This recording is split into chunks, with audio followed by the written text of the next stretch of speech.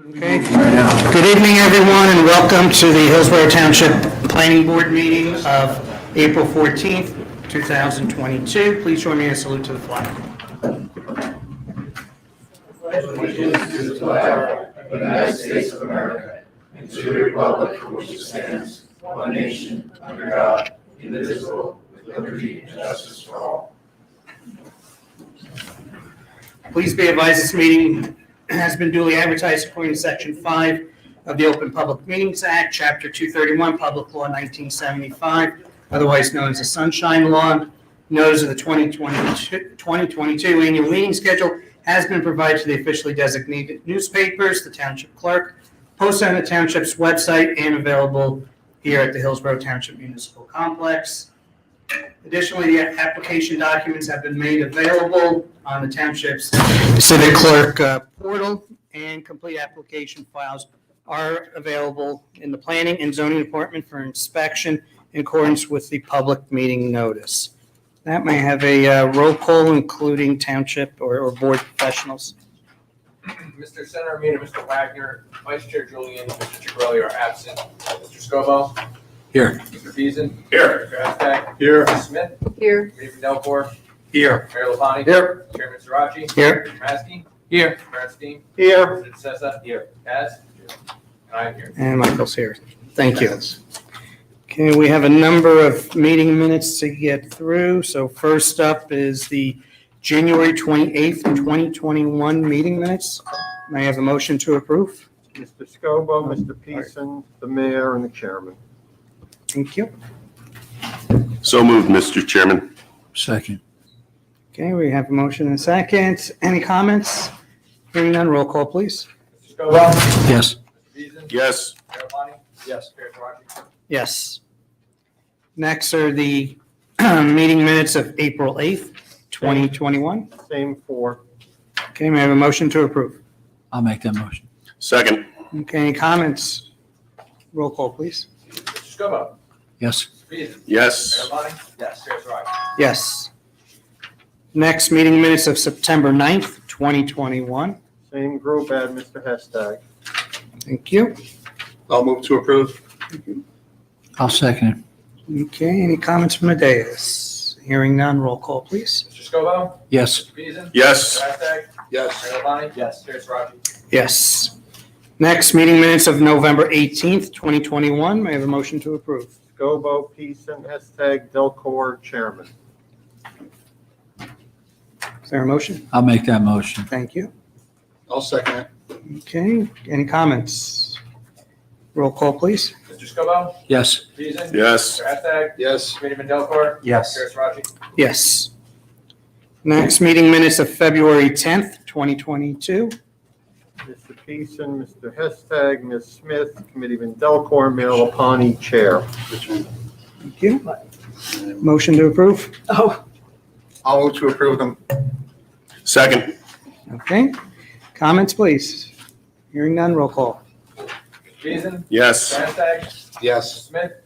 Yes. Mayor Delcor? Yes. Mayor Lapani? Yes. Chair Sirachi? Yes. And finally, meeting minutes of March 10th, 2022. Same as February 10th. Okay, thank you. So moved. Second. Okay, any comments? Roll call, please. Mr. Beason? Yes. Mr. Aztec? Yes. Smith? Yes. Mayor Delcor? Yes. Mayor Lapani? Yes. Chair Sirachi? Yes. Second thoughts. We need some cue Daydreaming, cards. Okay, we have a couple of resolutions, really more from an administrative perspective, because we did cancel a couple of meetings when we were not in session. So this is to ratify those cancellations. The first one is ratifying the cancellation of the March 24th, 2022 Planning Board meeting. So moved. Second. All members of the dais. Okay, do we need to do it individual, or can we do it by acclamation? Roll call. Roll call, okay. Roll call, please. Mr. Scobo? Yes. Mr. Beason? Yes. Mr. Aztec? Yes. Mr. Smith? Yes. Mayor Delcor? Yes. Mayor Lapani? Yes. Chair Sirachi? Yes. And resolution ratifying the cancellation of the April 7th, 2022 Planning Board meeting. May I have a motion? So moved. Okay. Any comments? Roll call, please. Mr. Scobah? Yes. Peterson? Yes. Mr. Hashtag? Yes. Smith? Yes. Committeeman Delcor? Yes. Mayor Lonnie? Yes. Mayor Scarpelli? Yes. Do not have any additional planning board business nor consideration of ordinances. Next is business from the floor for matters not on the agenda. So if anyone from the public would like to provide any comments to the board, it's time to do so. 5 minutes. And just to remind that the board at the beginning of the year did adopt a 5-minute time window.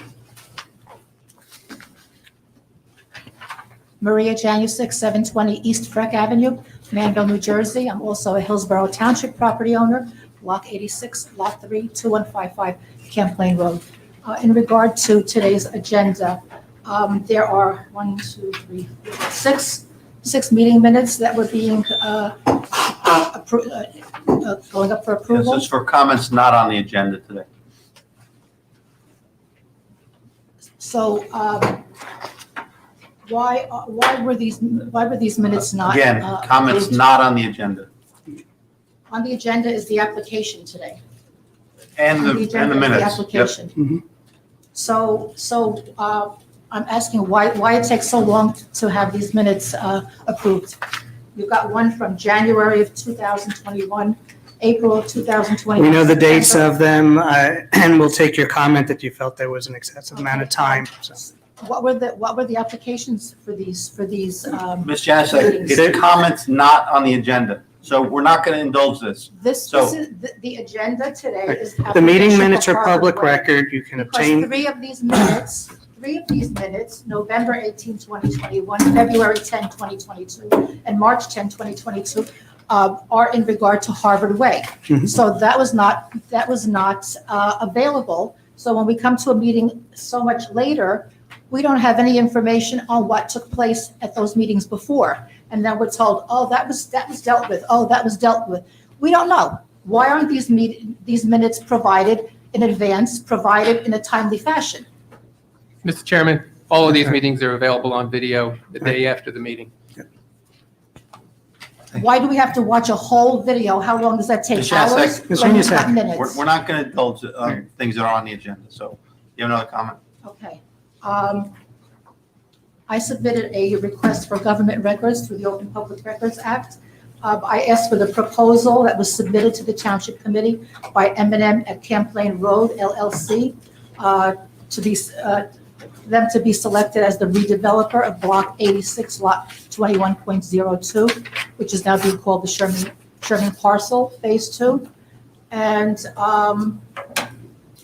the response I got was see attached M&M settlement agreement. I didn't ask for the settlement agreement. I asked for the proposal that M&M submitted in order to be selected as the redeveloper when there's nothing to redevelop. So as the developer, I didn't get that. When I say I'm asking for records, I'm told submit an Oprah request. I did. I didn't get the record.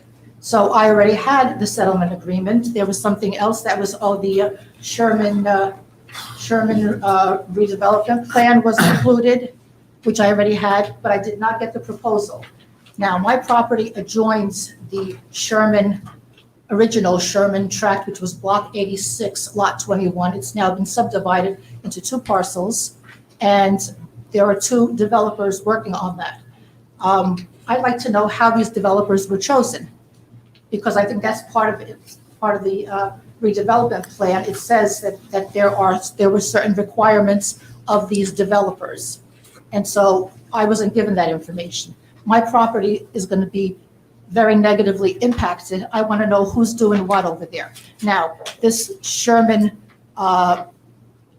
property, which is not Sherman property because Hillsborough bought it for $2,800,000 plus. Why is it being called Sherman parcel, Sherman tract, and some of the minutes? Why is it being called Sherman when it no longer belongs to Sherman? And that property is deemed to be an area in need of rehabilitation, which there's nothing to rehabilitate. There's no sewers, there were no sewers, there's no public water. My property has a septic and well water. So if you're putting public water and you're putting sewers, I should be notified as a property owner adjoining over there. And everything's being done. Ms. Janicek, so a couple things. One, we kept the Sherman track so that it's easy to understand the property, that because you would be the first person to come up to the microphone if we change the name and ask us why we changed the name on something that we had in minutes before under a different name. So we keep it that way for ease of understanding the tract. There's no legal name to it. That's just the way we've identified it. Secondly, there are strict requirements as to what qualifies as an area in need of rehabilitation or redevelopment. Those are not, we don't pick those requirements. They are set for us under municipal law. So if you believe that we have done that in error, you are free to challenge that. But I can assure you the requirements under the area in need of rehabilitation have been met. So I'm not sure what your particular question is, but there are requirements and they were adhered to in determining whether or not we could qualify that as an area in need of rehabilitation. Okay, I read the requirements. Okay. I read the requirements. You didn't note that? There's supposed to be some existing structures that need to be rehabilitated. The sewer system should be 50 years old or whatever. There is no sewer system. That property directly adjoins Manville. It's Manville sewers that are older because Manville is an older community. There are no sewers on this property. Again, if you There's no believe it public was water done on this property. against the regulations, you're free to challenge that. But you just stating things off the top of your head is not adding much to the. So what I want to know is, you're putting in sewers, you're putting in public water, so then why am I not as a property owner notified of Nobody's this? putting in anything. What? RPM is putting in as per the plans that got approved, what now, Dave, 2 years ago? The other phase has not come before the board. It is neither before the board. As for the issue of whether or not you didn't get from the township clerk the documents you sought relative to the redevelopment plan, this board has no jurisdiction over the township clerk in regard to the public minutes and their public records, and therefore that's an issue you need to deal with Ms. Borick and with the township committee. In regards to what? It was very difficult to Your Oprah. understand what you were saying. Your Oprah request. What about my Oprah? You're just, I did not understand. If you didn't get what you Attorney thought you Langston were was supposed to saying. get, this board can't help you. Yep, that But goes. this pertains to land use. This pertains to applications that have been before this board. This pertains to things when I ask questions, you say, go ask her. If she doesn't give me the answer and you don't give me the answer, who's going to give the answer? Well, did you tell her you didn't get what you thought? Did you go back? We've played that game. Okay. We've played that game numerous times. Your time is up. Oh, of Thank you. course, my time is up. Anyone else from the public that would wish to make comments on items not on this evening's agenda? Okay, so we're going to move on to our application this evening. Harvard Way JMJ4 LLC, file number 21-PB-09-MSPV. I'm not going to read the description because we've done that a few times, but the application is a continuation from the March 10th, 2022 meeting without further notice. Mr. Chairman, let the record reflect that Mr. Scobo has left the dais and is recusing himself from this application. Thank you. So I believe where we had last left it, the applicant had completed their portion of the hearing, and now opposing counsel was bringing their witness along. I believe there was a report that was submitted too. So, Counselor, floor is yours. Thank you, Mr. Chairman. Just for the record. You need to get a little You got to close, move it 'cause- closer, Jordan. Sorry. Yep, these are short-range mics. Is that better? Thank you. Yeah, thanks. Again, for the record, my name is Jordan Ash. I'm the attorney at Ash Legal. In this application, I represent the objector, Green Hills Community. And if Chairman would allow, let's pick up where we left off last time. Go ahead. I believe Dr. Emerson had been qualified and accepted as an expert for the board. And What's so, that? You gotta use the handheld, sorry. Gonna keep Kaz happy. hello? Yep, All perfect. right. So I don't think I need to go through that again. But I'll just reintroduce Dr. Emerson. Or I should let Dr. Emerson introduce himself. Yeah, how's this mic working? Better? I'm Not seeing really? shaking heads, you gotta get a little closer. Any closer and I'll be, how's that? Extremely short range mic, I guess. Yeah, so my name is Clay Emerson. I'm a consulting engineer. I have an undergrad from Rowan University, master's from Drexel University, PhD from Villanova University, but more importantly, I've been a practicing engineer for approximately 15 years. And my area of, I guess, specific expertise is stormwater management, and that's what brings me here tonight. So I'd be happy to entertain any questions. I think I already made the bad joke about my name being Clay, and I'm involved in soil and things like that on a day-to-day basis. But if there's any questions from the board about that, we can revisit. Well, like I said, I think we already qualified him, so we'll just move back into where we left off on the Still under question. oath, right? Is he still under oath? Yes. Okay. Mr. Emerson, I remind you, you're still under oath with Dr. Emerson. Thank you, sir. Okay. So Dr. Emerson, I believe where we left off, we were talking about, had you had a chance to review the application materials for the application before the board tonight? Yes, I did. And I believe where we immediately left off was submitting the report. So I don't know if we need to hand those out or if you want to just. Sure. Well, let's get it. Did you prepare an analysis of, you develop an opinion and develop a report detailing your analysis of this application? I did. I was able to review the project application materials, and I developed a report which was provided to the board approximately 10 days ago. Can you pull up the report for us? You want to mark this, Mr. Ash, as 01? That's where I'm headed, yes, sir. Just mark it. Dr. Emerson can indicate for the record what 01 is.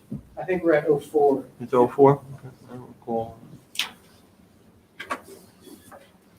Michael, you want to check?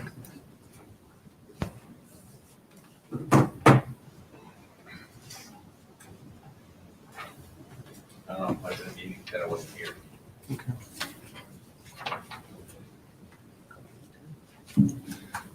So we'll make it 04. If we skip a couple of them, that's fine. Okay. So Dr. Emerson, is what's up on the screen, the report that you authored dated March 29, addressed to my office regarding expert review stormwater management proposed Redcom warehouse. It is. The report itself is about 11 pages, and then there's about 29 pages of exhibits and documents following the narrative report. Is that correct? That's the one. All right. So are we officially marked as 04? Accepted? Yep. Great. Yep. So Dr. Emerson, generally speaking, what were the conclusions that you reached based on your analysis of this application? Yeah. My conclusions were that it's my professional opinion that the application is not in compliance with the state stormwater regulations, and the regulations can roughly be broken into 3 categories: groundwater recharge, water quality, and peak flow control, or water quantity as it's termed. And I think that there are critical deficiencies in all 3 of those performance criteria. All right, let's go through them. Let's start with groundwater recharge under NJAC 7:8-5.4. Before we get into specifics of this application, are you able to explain to the board or help me to understand really what the importance of groundwater recharge is? Yeah, so starting in 2004, the state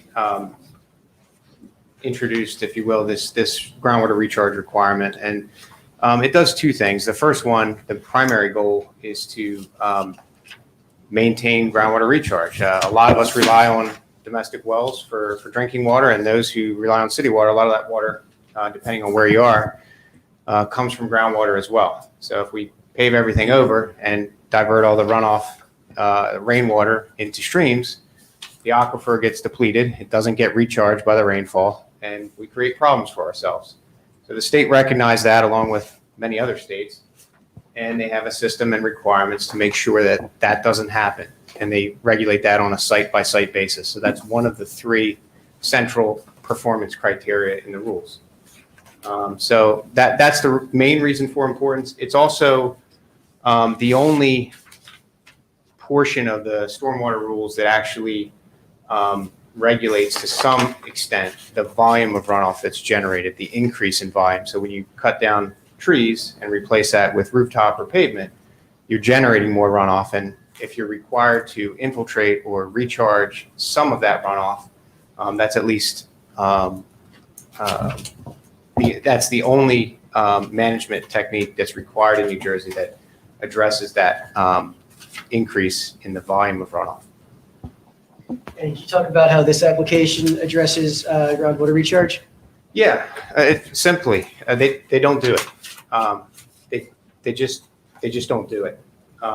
There's no measures proposed that are going to provide any groundwater recharge. They haven't done the calculations that show how much groundwater recharge is required. Instead, they have argued that that they need not provide any.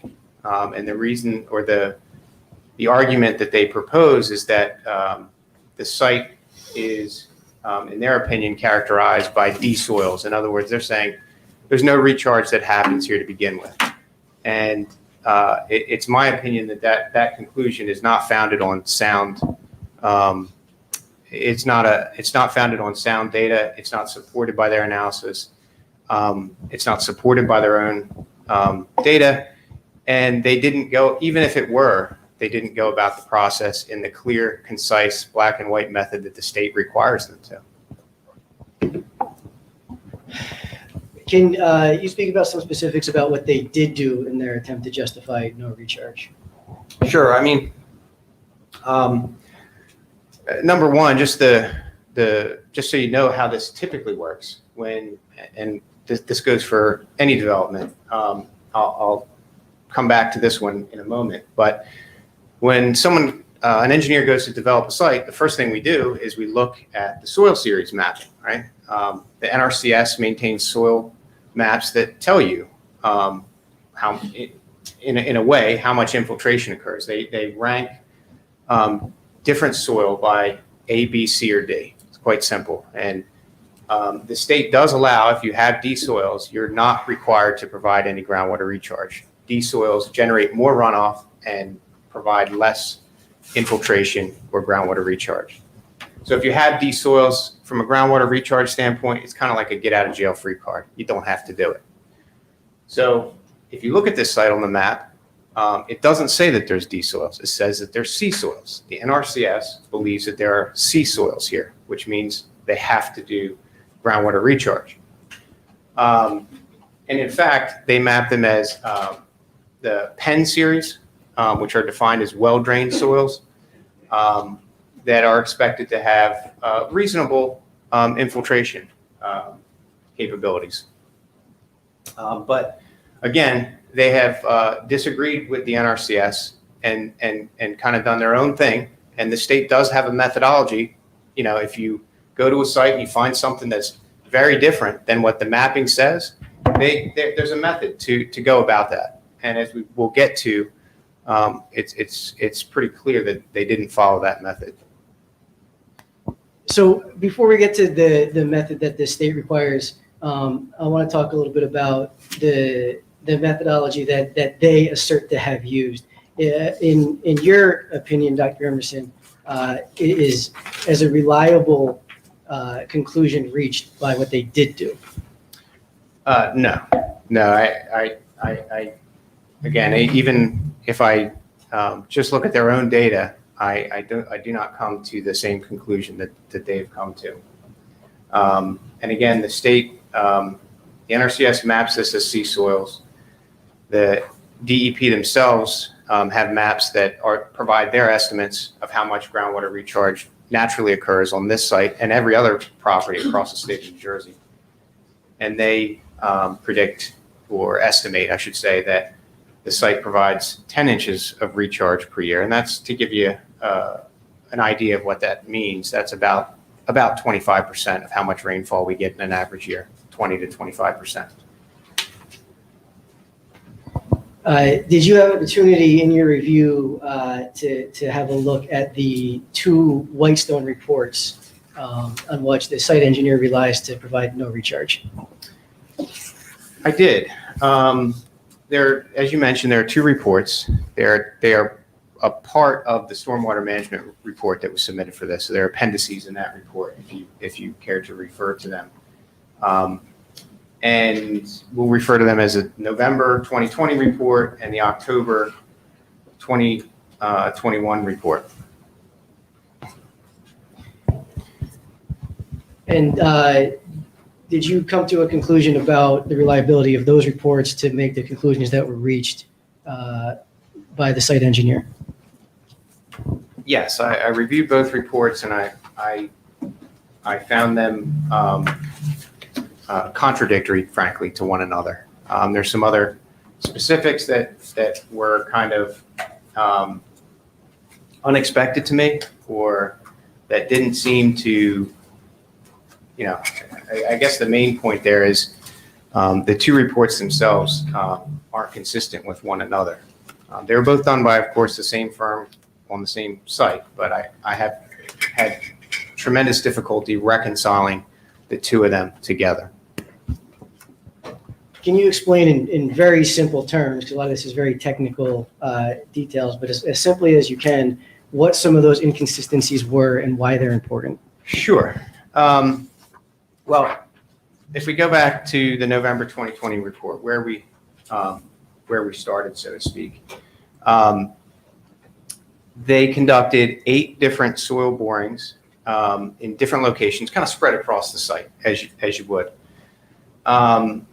And the 2020 report, if you actually look at the profile logs that they have, like where they dig a hole or do a boring and look at the soil, look at the colors, look at the textures, and denote, things like gravel, sand, silt, clay, different percentages, and where they encountered bedrock. The November 2020 report is really very consistent with what the NRCS says is out there. So there's there's no red flags to me as I look at the November 2020 report.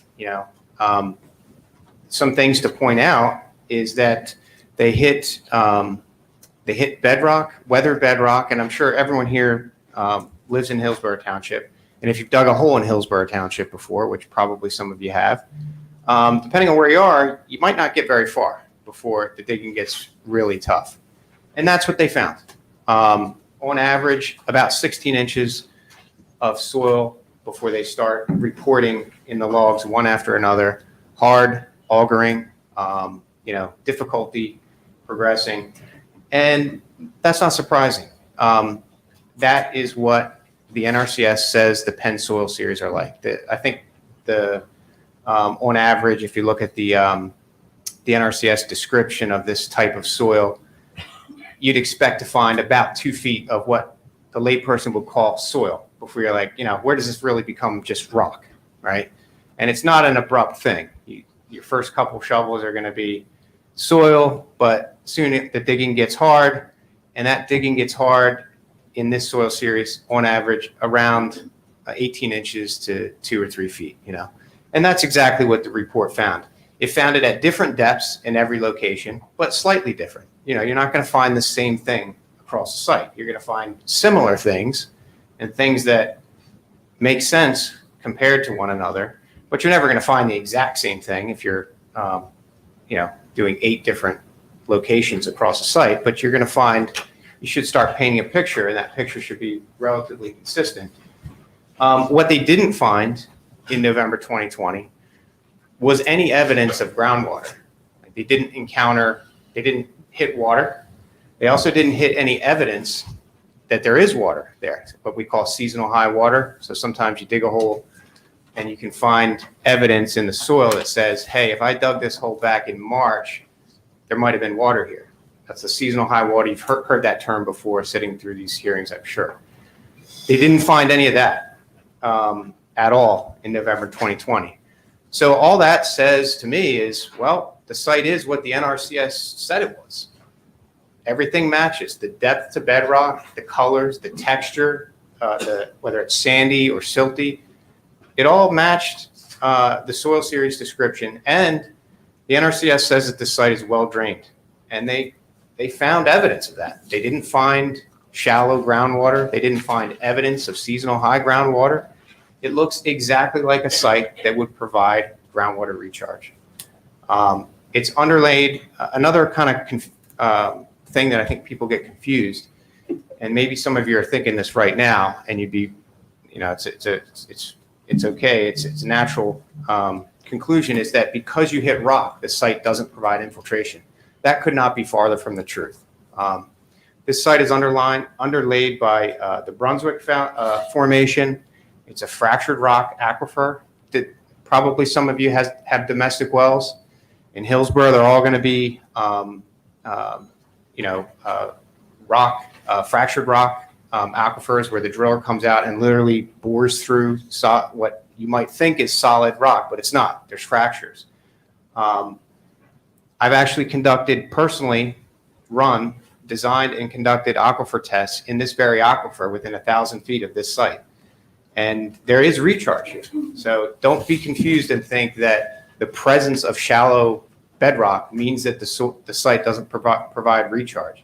Massive portions of the state of New Jersey are underlaid by fractured rock. And so water doesn't flow through rock, it flows through the cracks, but it does infiltrate. The state recognizes that. I know that. And that's just how it works. So don't think that the presence of rock means that the site doesn't infiltrate. And if you read the November 2020 report, they provide no evidence there are no statements that suggest that the site doesn't provide recharge or doesn't provide infiltration. It's just not in there. The later report implies that it is, but if you go back and read it, it's just not there. They did 3 tests of soil samples that were collected.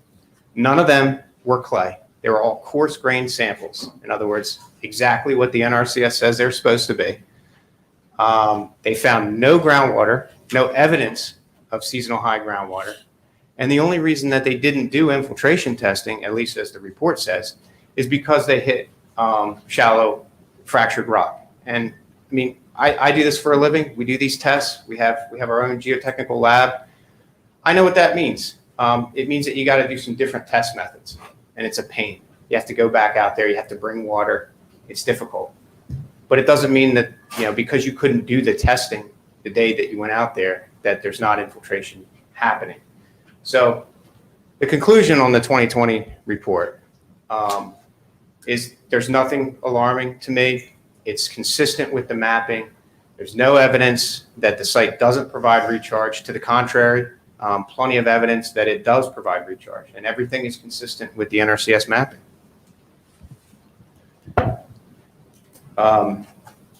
So they didn't do any infiltration tests, to be clear, in November 2020. They don't claim to, they just didn't. They make a statement that, it was too difficult, presumably. They said they couldn't do it due to bedrock. That's not true. There's a test method designed just for this situation. But like I said, it does require more equipment, another trip out there, water, so on and so forth.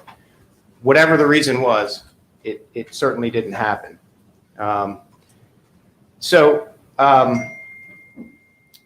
Just because they didn't do the infiltration testing, of course, that doesn't give them the right to not meet the rules, right? They still have to meet the stormwater rules, both from the DEP's perspective, and you all as the municipality need to ensure that they meet those rules. So but they didn't do any infiltration testing in November 2020.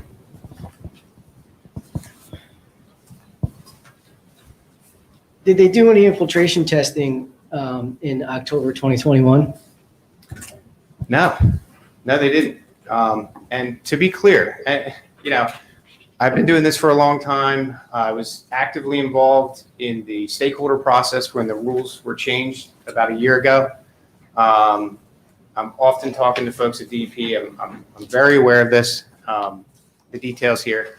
And just to be clear, if you're going to make that argument where I started this discussion about the NRCS mapping being wrong, if you think you know better than the state and the NRCS, you have to do infiltration testing. It's a black and white issue. This is not my opinion, just to be clear. I'm going to say a lot of things that are my opinion. This isn't my opinion. You have to do the infiltration testing. It's a clear, absolute requirement. They didn't do it in November 2020. They didn't do it in October 2021 either. I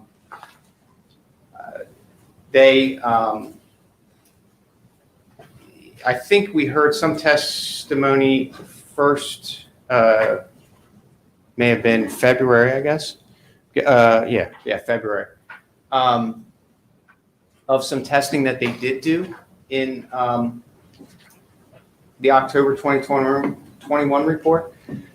But that test that the one test that they did run in one location, and I'll discuss that location, is not a legitimate infiltration test in the state of New Jersey. A decade ago, it would have been okay, but for many years, it hasn't been. And it's not an actual infiltration test at all. It's just a grain size analysis to determine if it's sand, silt, or clay, what the texture of the soil is. So it's not an infiltration test. The state doesn't think it's an infiltration test. No one in this room should believe for a minute that it's an infiltration test. It's chapter 12 of the BMP manual has a list of all the acceptable tests. Page 29 of that chapter 12. And it's just not on the list. It's, again, not my opinion, just black and white. And just to confirm something you said earlier, on that list in the BMP Chapter 12 BMP manual, is there or is there not a test that could have been used on this site? Yes, there is. It's called the Basin flood test. And again, it's a pain. You have to dig a hole. You have to bring water in. You have to run the test. And the other real problem here, and you might say, well, what does all this mean as far as the development is concerned? Well, again, they have to comply with groundwater recharge. They've taken this path to argue that they don't need to provide it. But they do need to provide it. And the problem that they face, and this is a real challenge for an engineer, is that when you put in an infiltration system, you have to provide separation from the bedrock. You can't put it right on bedrock. And you might say, well, how are they going to do that? I don't know. It's going to be difficult. It's going to have to be a much shallower system, which means it can't be deep. It means it has to be wide. And they've got a lot of improvements they're trying to put on this site too. So it's a real problem from an engineering standpoint. That bedrock that's out there, that natural bedrock that they encountered, is a constraint it's a vertical constraint on what they can do. So it's a challenging condition. Certainly, if they get out of having to do it at all, that makes their job a lot easier. There's no doubt about that. But they have to do it the right way, and they haven't done that.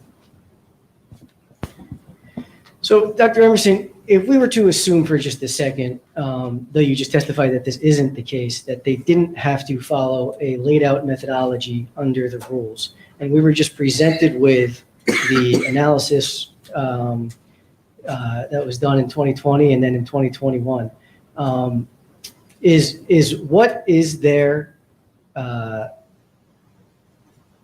does that provide reliable evidence for the conclusion reached that there's no recharge on this site? No, it doesn't. And this is where probably we should talk about the differences between the November 2020 report and the one that was conducted about a year later. There are some extremely significant inconsistencies between the two reports. And again, we understand that the design engineer relied upon these reports. He did not want to answer any questions about the reports. There was some back and forth about that we don't care to get back into, but he certainly relied upon them. In fact, he used them, or the statements within them, to argue that he gets out of doing groundwater recharge at all, one of the 3 central performance criteria. So he heavily relied upon them. But from what I reviewed, I find it difficult. I don't find them reliable, quite frankly. And the reason for that is not any problem with the November 2020 report. It was exactly what I'd expect to find at this site. The problem is when they went back out in a year later, it's a totally different conclusion. It's a totally different report, totally different observations. And I can't stress how significant that difference is to someone like me, at least. So again, in 2020, they go out and find shallow weathered bedrock, again, at about a little over a foot, 16 inches, 18 inches on average. And it's important to consider the equipment that they used here, because I really want to make sure you understand how different these 2 reports are. If I accomplish one thing, it's that you understand how different these 2 reports are, and that it has real meaning on the conclusions and the ultimate design that you're left to approve or disapprove. So if I could go to the exhibit. Yeah, please, you're in control of the exhibit. Yeah. Just kind of narrate what you're doing. Yeah, so Since we marked 04 and it has all of your exhibits attached to the report, stay on 04 Sure. for the sake of the record, please. okay. Can you indicate which page of the report you're citing, Dr. Emerson? Yes, sir. This is page 30 of 40 of the PDF. Thank you. And what this is simply this equipment was brought up in the engineer's first day of cross, I believe. And this is a drill rig. This is a CME 45. This is the equipment that they used to do the test. They actually used an ATV mounted rig, so it's not on the back of a truck. It's on what the layperson would call a tank, treads, and it's mounted on top of that.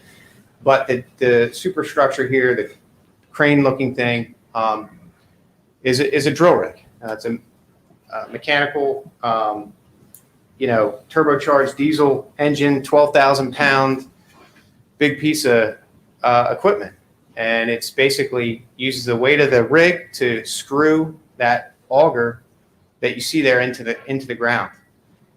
And it also does another thing that I'll talk about is there's a standard test method that engineers use when they design foundations to find out if the site has clay or what kind of soil or rock, to design the foundations. They repeatedly lift a 140 pounds. I put in here, 140 pound hammer, and they drop it 30 inches, 2.5 feet. And it's a small diameter sharp cone that they drive, an open cylinder that they drive into the ground and collect samples from.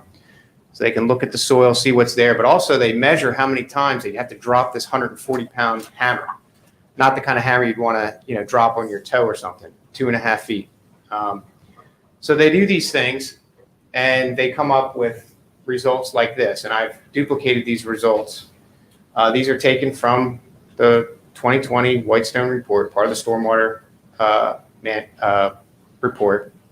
And these are their different locations, B1 through 6. And there's the 2 at the bottom are test pits done by a different piece of equipment that I'll show. And these are their numbers. So, at 6 inches down, they reported hard augering at 2 foot, and they reported weathered bedrock at 6 inches. I don't think they had anything for B2 for whatever reason. And you can see that weathered rock, the depth that they report that varies anywhere from 6 inches to 2 feet. And it's never the same, or it's the same a couple places. It's not, perfectly consistent.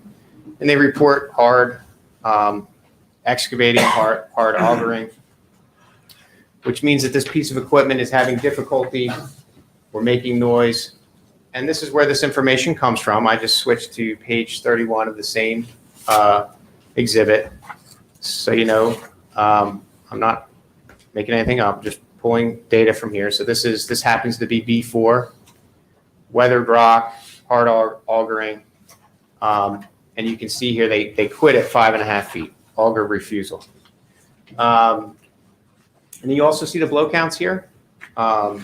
50 drops of that 140-pound hammer on a small sampler, and that only got them 5 inches down.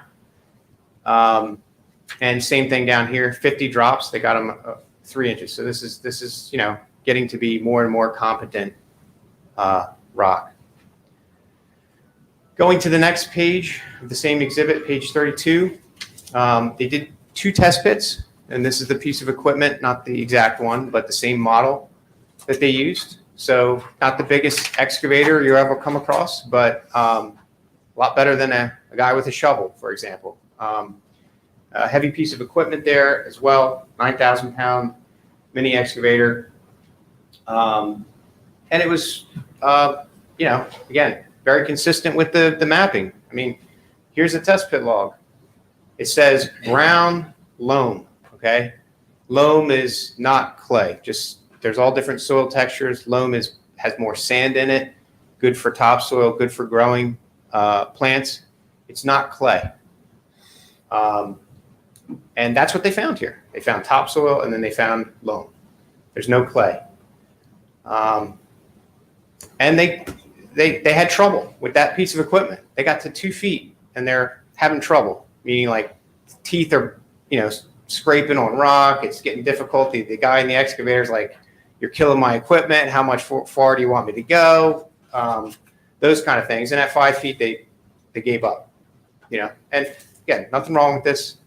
Nothing surprising. But in a year later, they go out, and again, I don't know who this gentleman is. He doesn't work for Whitestone, but this is what a hand auger looks like, and I don't know exactly what hand auger they used. They did report using hand excavation equipment. This is a typical hand auger that a geotechnical engineer might use. It's what we use when we do these. And they did 18 locations. They did not find any groundwater, yet again, anywhere. They went 40 inches down in every single location, deeper in some instances than the machines reported having trouble with, mind you.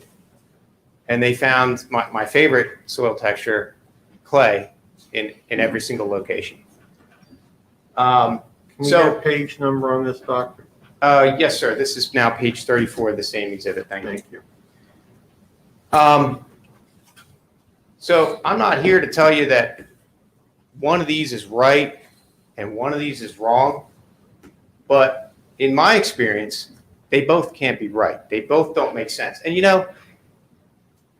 might say, well, did they test different locations of the site? Because things aren't consistent everywhere. Like there's going to be differences. We saw differences, and we don't see any differences here. These are all exactly the same. But there's going to be some natural differences. So I said, well, let me look. Maybe they did these in a different part of the site. Like maybe these are in one corner and the other tests were in another corner. And when you overlay the locations, that's not the case. Just for the record, what page are you on Yes, now? I just went up a page to page 33 of the same PDF.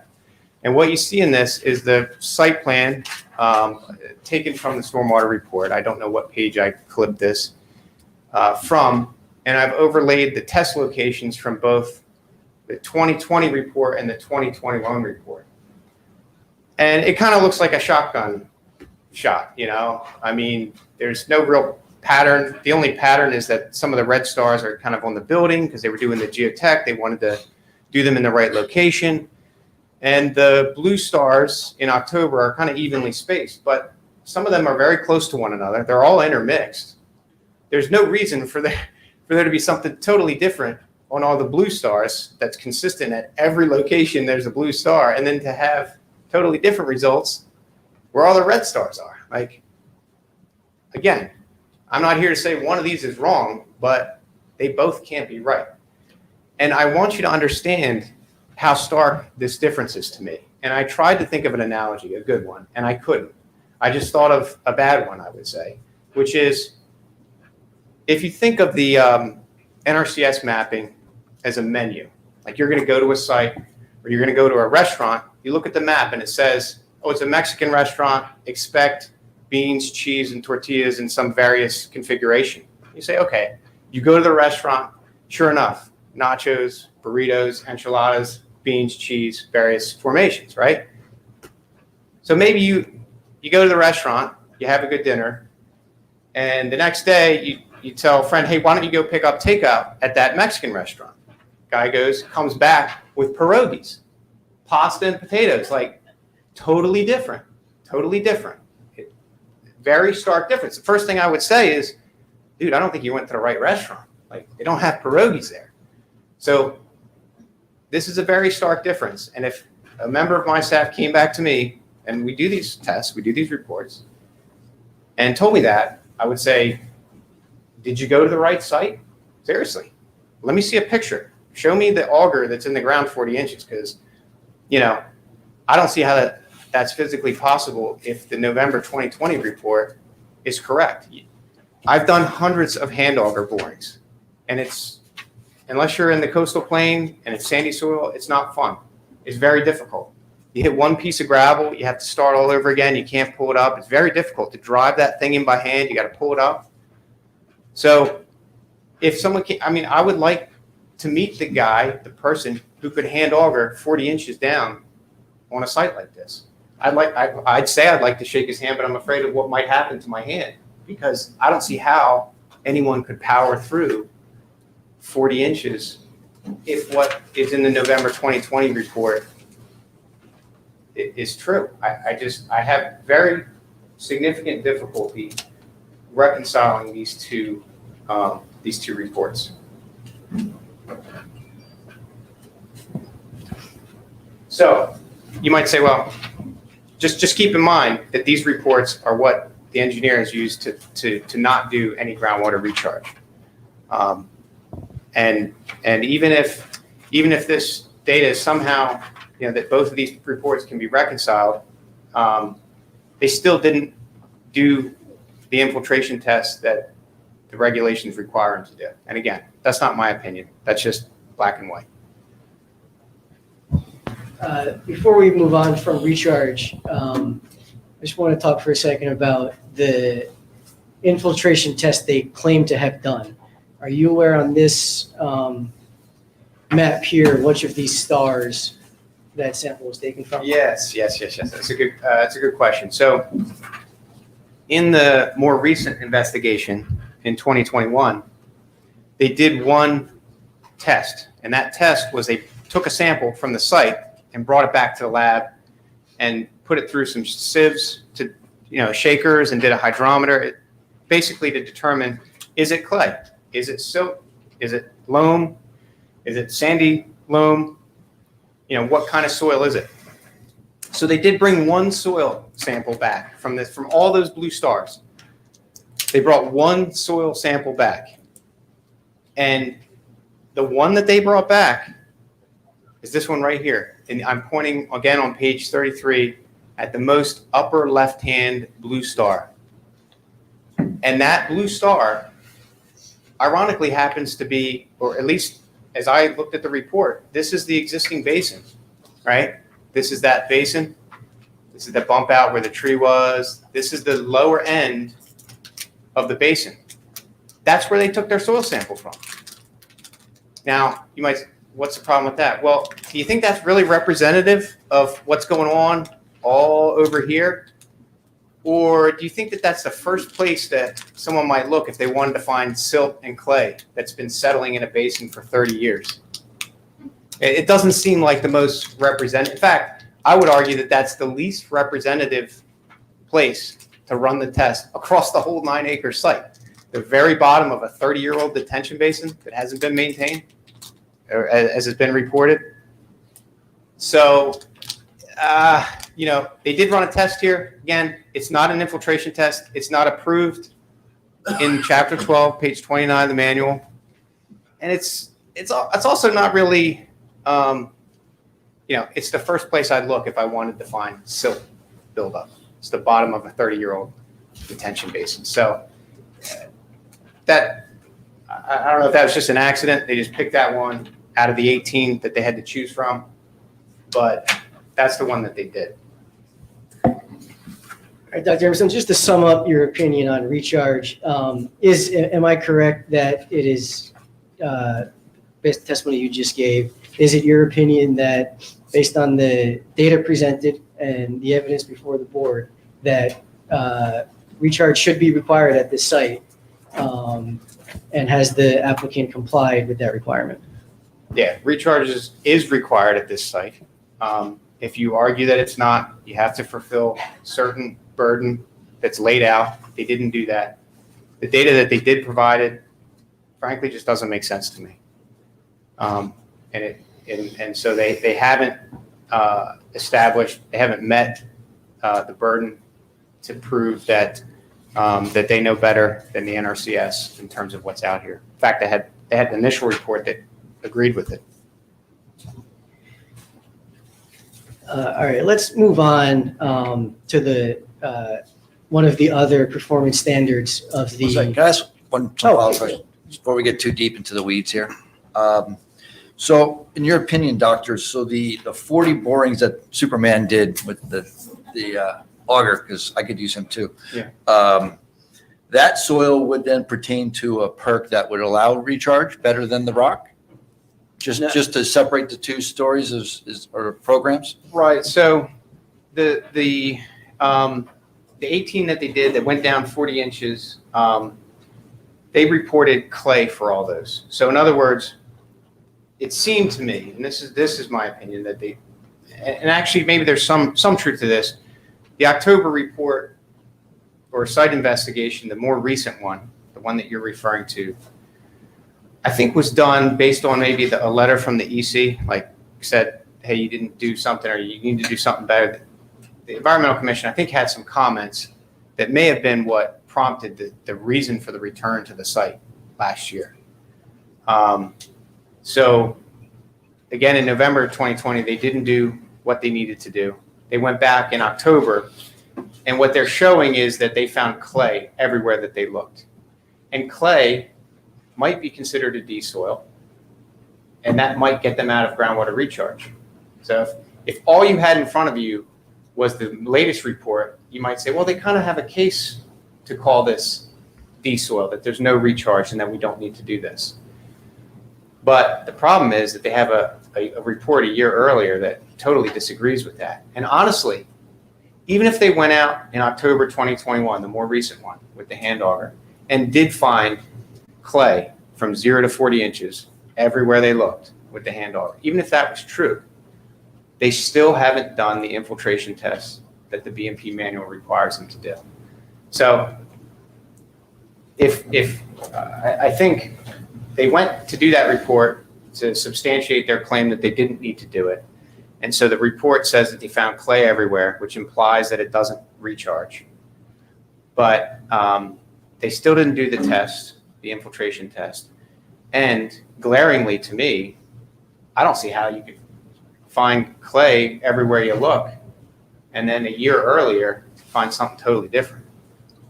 So there's a couple problems in one there. So following up on that and determining recharge rate, and how do you determine how much you need to recharge, per the site, Yeah. Per square feet or per gallons of water? Sure. And is that obviously a separate area than the detention basin? They need to be separate, so one Yeah. would feed the other?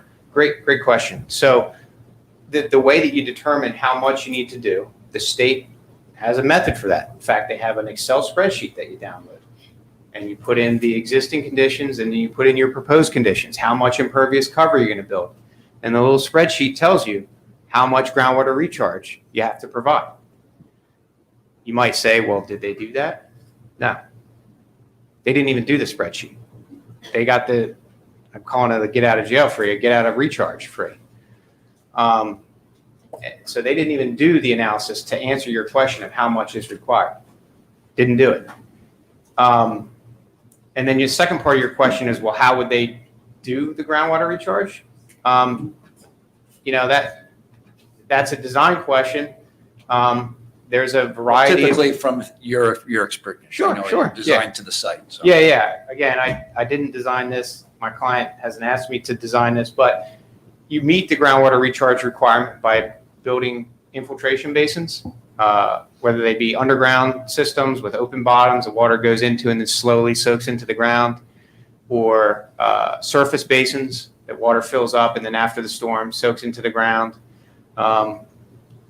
That's how you do it. There's different variations, but in general, you design stormwater systems that are designed to infiltrate. The basin that they've designed here is not designed to do that. Nor did they do the calculations to show that they would, again, they took the different approach of trying to justify that they shouldn't have to do it to begin with. So it would materially change the application, in my opinion. I mean, what you see on the site plans is going to be different if they had to comply with with the groundwater recharge requirement. It'd be materially different. Thank you. One more question, maybe. Sure. Just going back to where they took the sample from in the basin, and Yeah. of all the locations they chose. In your opinion, on a site like that, what would be the norm in terms of doing pulling soil samples from multiple? Sure. Yeah. Good question. Well, the first thing I would stay away from is the basin itself. I mean, that kind of goes without. I think that goes without saying. The B&P manual actually, they don't leave that up to engineers. Okay. You know what I mean? They specify a number of infiltration tests. I think they even have, like, depending on how many acres it is, and they lay out a method for it because it's something that could be easily abused, frankly. You can see the temptation maybe. So they have a black and white process. They also refer a lot to the National Engineering Handbook, the NRCS document, which actually is what defines what's an A soil, what's a B soil, what's a C soil, what's a D soil. So the state doesn't try and create their own method of doing it. They refer to the NRCS, who are, the people who do this. So it would, again, they didn't do any infiltration tests.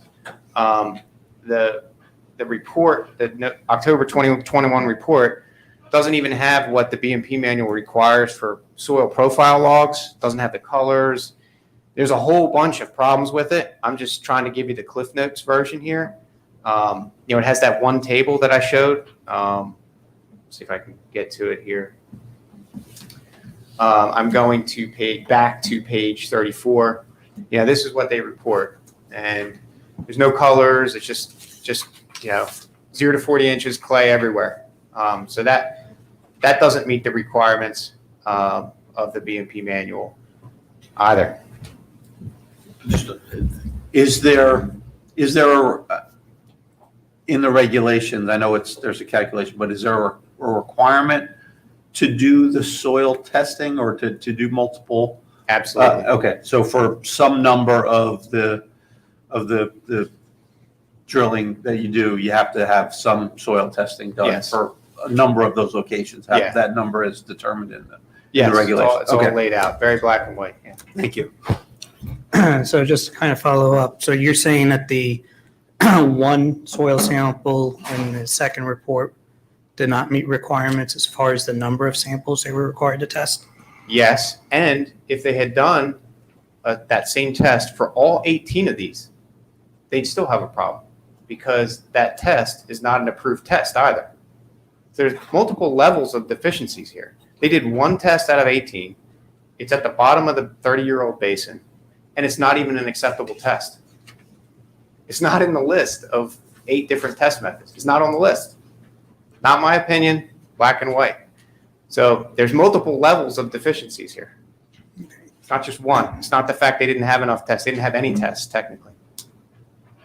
Thank you. Yeah. And as far as the location that was chosen to do the test, is it explicitly prohibited in those guidelines or the regulations?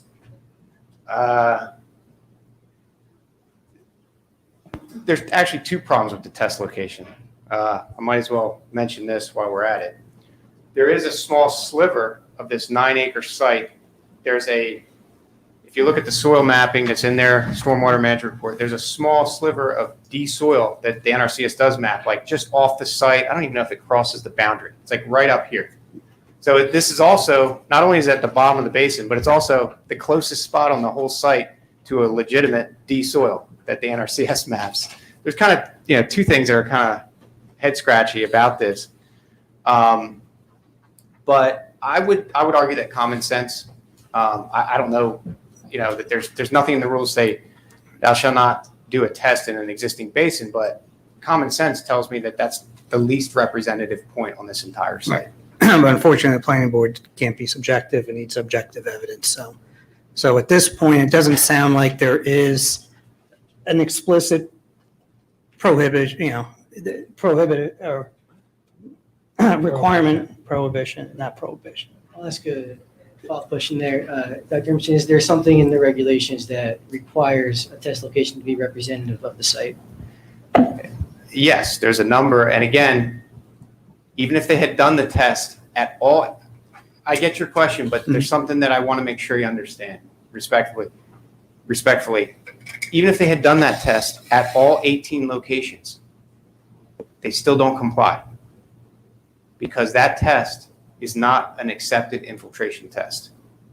So we may want to talk about, well, is that the best place to do a test? No, it's probably the worst. Is there something in the rules that says thou shalt not do a test in the bottom of an existing basin?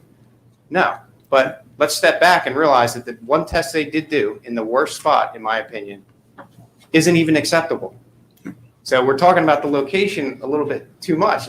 It doesn't matter where it was done. It doesn't matter if they had done it in all 18 locations. I happen to think it's the least representative of the whole site. I know you have to be subjective, but you also have to listen to the facts. And you have to listen, you know what a basin that's been sitting for 30 years probably looks like. The soil, that's where you would expect to find sediment. And I know you're smart people. You get that. So there's not something explicit that says, you can't do it here, but it's not even acceptable to begin with. So getting back to the tests, do you have that list readily available? Yeah, absolutely. And explicitly, going to get tired of that word, but what is the tests that they perform, the test method number, whatever? Sure. So I do have only 4 copies of the BMP Chapter 12 right here. I could put one in front of Mr. Emerson, and if the board would like, we can mark it. I could hand out the 3 copies. Okay, so we'll make that 05. He's giving me the nod of approval. For purposes of the record, Mr. Ash, can you indicate what 05 represents? Sure. 05 is a printout of Chapter 12 of the NJDEP Stormwater Best Management Practices Manual. It is the full Chapter 12 as updated through November 2020, and it consists of 54 pages printed out front and back. I'll hand one to Mr. Grodnick. Mr. Emerson, can I ask a question? Sure. Just from a common sense standpoint. Soil D is water just runs right off of it, right? Well, that's the gist. Yeah, I mean. And that's what the applicant is stating, that that's the type of soil. Wouldn't soil C be a better thing? Well, that's a good question, but it depends on your perspective. Soil C would be a better thing as far as the residents downstream are concerned, right? Because water is soaking into the ground. But if it were soil C, they would need to design those other BMPs that I talked about, Mr. Lapani asked about. Right. They would need to build some more stormwater control. I was just thinking if it was the opposite, and the applicant was saying it's C and water gets in there easy, and you're saying, no, it's D, it's gonna run right into the Yeah. neighbors, I could see that as Yeah. from, I'm just common sense, you had mentioned common sense just before, so if you can kind of maybe expand on that some more as you go along with your testimony, that would be appreciated. And the big difference, and this is always counterintuitive. Think about it like this: if you had a D soil site that was just pure clay, high groundwater, when it rains, runs off, and you pave that entire site, just knock down the trees, paved, you're increasing the amount of runoff, but not that much, right? Now let's go the other extreme. Is pure sand. Think of like the Pinelands, dry, shallow water. There's no runoff, even in big storms. It goes right into the ground. You pave that site, you've done some real damage. You're generating a lot more runoff. So by them arguing that it's a D soil, they're saying, it already runs off anyway. We're paving it. We're putting a massive warehouse and whatever, all the improvements. But we're not making anything worse, and we're not going to provide any groundwater recharge. But so it's kind of backwards, a little counterintuitive there, but that's how it works. And that spreadsheet that I mentioned that the state has, that's what does all those calculations. Yeah. Let me finish. So here's Mr. Grodnick. This is the court reporter for marking. Okay. And I have one more. And it's to you, Mr. Chairman. Okay.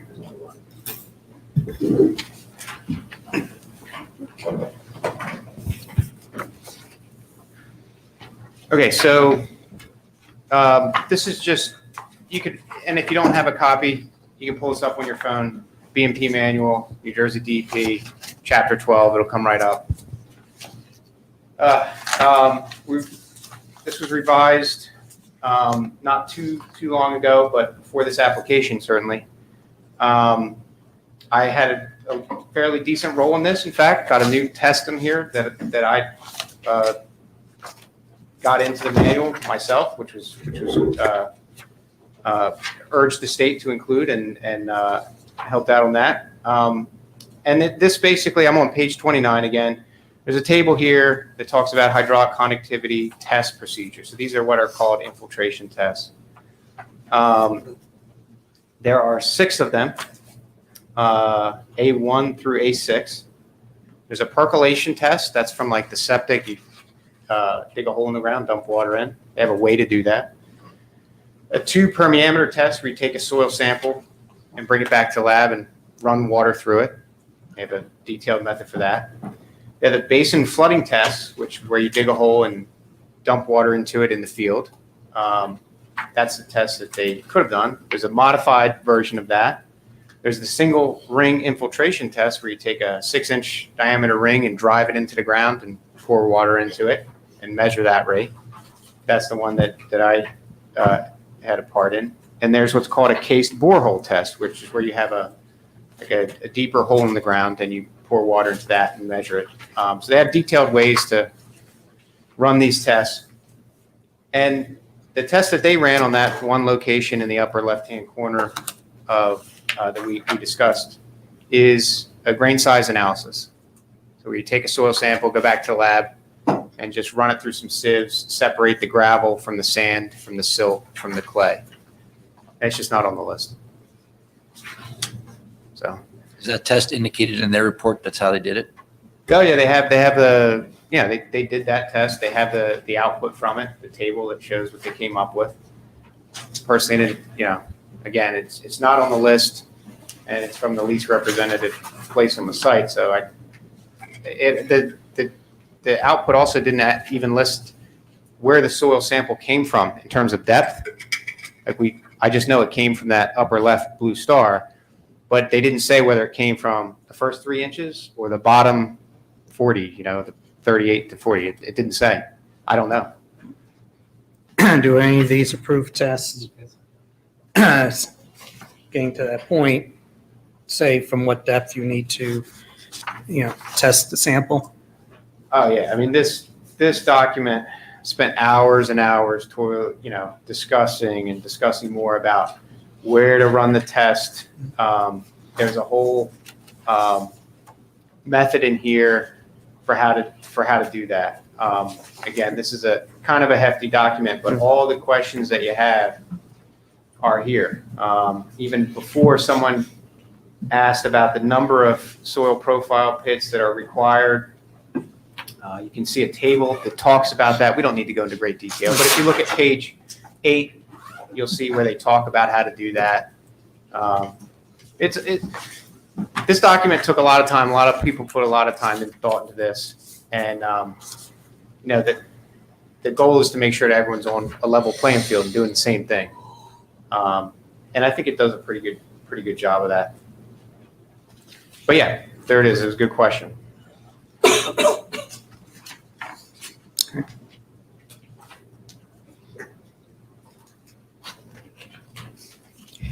And just, before we move off to the next part, because I know you had stated that even based on their conclusion, they were required to do an additional infiltration test. Would that be one of those listed here, or is there a different type of to, I guess, prove whether or not you have a D-soil?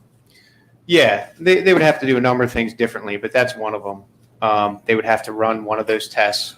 Really, frankly, any of those 6, they could run. I have my preferences on which ones I like or think are easier or get better data, but they could have done any of them. But they didn't do any of them. But that would be in addition, because you said that they would have needed to do an additional one. Yeah, they would need to do a lot more than one. I mean, they have a 9-acre site. I don't know.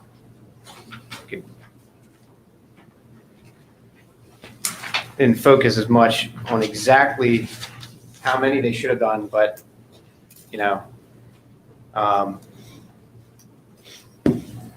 they should have had. I think that 18 locations probably would meet the number in here, but what we don't have for any of those 18 locations is a soil log that shows us in detail what they found. Like they just said 40 inches clay. That's not a soil log. And is the soil log, defined in this? Oh, yeah.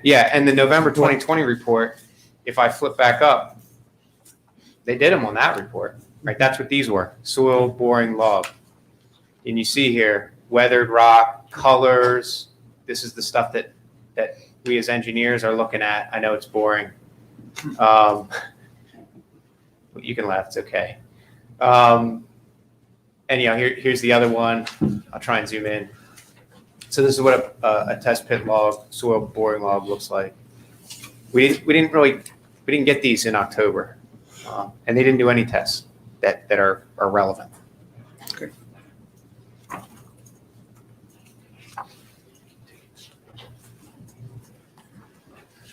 Yeah. Any other questions on that? I mean, my analogy was poor, but I want you to understand how different these two things look to me. It needs work, but everything else is. I never claimed Clay to be a writer. Nah. So that's one of the 3. It's an important one. It's one of the 3 important performance criteria because, as I mentioned, it's the only one that manages a little bit of the volume that's going to increase. And it's not a minor thing. It's going to change the site design. So I don't want to come across as, having a super sharp pencil here or something and trying to nitpick at something. This is a real issue. These reports are totally different. And even if, again, I can't reconcile that they're them together.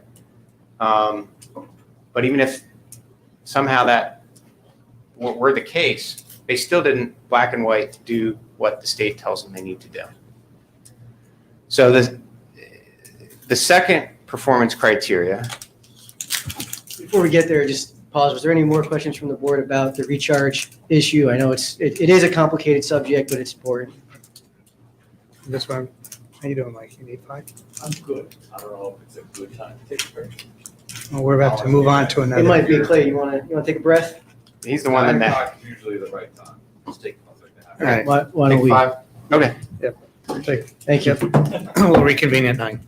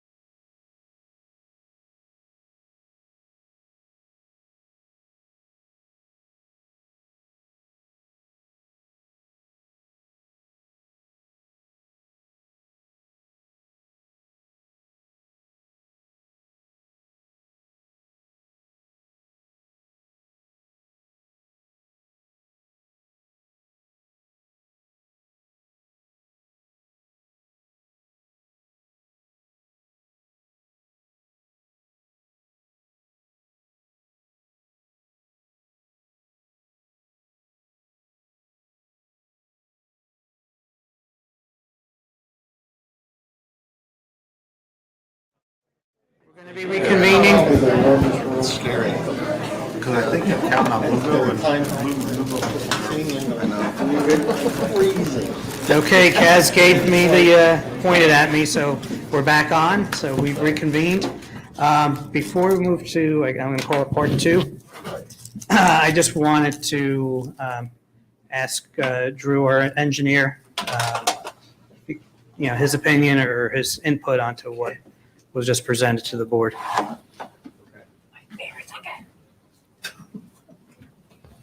So, Mr. Chairman, just relative to the groundwater recharge part of the report, the Princeton Hydro report, I just want to provide some of my input to the board and, my review of it. So in general, I feel that the analysis that was done by Mr. Emerson is valid. I do think there's discrepancies in the two soil reports that don't make it very, very definitive that there's a justification for the deep type soils on the site. So my recommendation would be maybe 2 options that the applicant could consider would be, one, they would just go with the NCRS plotting of the soils on the site as C and D as they are plotted, and do the groundwater recharge spreadsheet and see if there is a deficiency of existing versus proposed recharge, and for them to address it that way. And then the other option is if they do feel that there is definitely a discrepancy with the mapping of the soil and that they feel it is not C, it's D, that they do the required testing per the BMP manual. They follow the protocols as was explained here with the type of test, locations of test borings, and then justify it that way that, yes, this does qualify as D-soil based on the BMP testing that's outlined in Chapter 12. I think the locations of the borings and tests that were done, even though they did it in the basin, I think that is typical that if you're going to design a basin for a site, you want to have some testing and infiltration in that area that you're going to put a basin. So the fact that they did it there, I don't have an issue with. But certainly just taking one infiltration test at a low end of a basin is not, representative of the whole site. So that would be my recommendation and comments regarding the groundwater recharge part of this application now. Okay, thank you. Any board members? Any follow-up before we continue? Okay, we'll continue. Okay, before we move on, Clay, having heard Mr. DeSessa's evaluation of your analysis, do you have any additional points you'd like to make? Just one very, very minor thing about the location.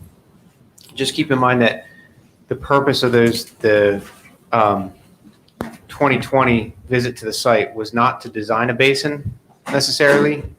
As he said, it was to classify the soil across the whole site.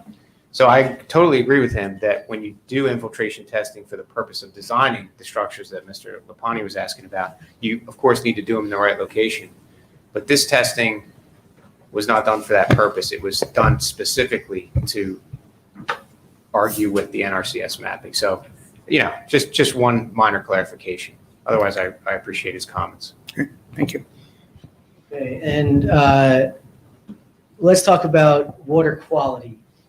With regards to the water quality performance standard under the stormwater management rules located at NJAC 7:8 through your analysis, we're able to develop an opinion as to this application's compliance or non-compliance with that standard. Yeah, my opinion is the same as it was for groundwater recharge, is that they don't comply. And one thing I wanted to point out, and I know the last meeting we kind of talked about this a little bit, is the stormwater approach to the site has changed many times since November. They started out with a certain type of BMP. They found out that wasn't acceptable. Then they had a different type of BMP that they put within the basin. They found out that wasn't acceptable. And then they revised it again and used different BMPs across the site. And I know things change, there are revisions, but, you know, this has been a moving target. Yes, I've been prepared at each meeting. It's been difficult to keep up. It has changed numerous times. The rules, on the other hand, we call them the new rules, but they're over a year old. They were released before that. So everyone in the industry in the state of New Jersey is going through this. You know, people are used to doing things a certain way. It's nothing against the design engineer, but it has been a moving target, especially when it comes to water quality. But, you know, the basin has changed. It's been a moving target. But where we are now, they've closed their case for their application. I still don't believe it's compliant, despite the numerous revisions, significant revisions.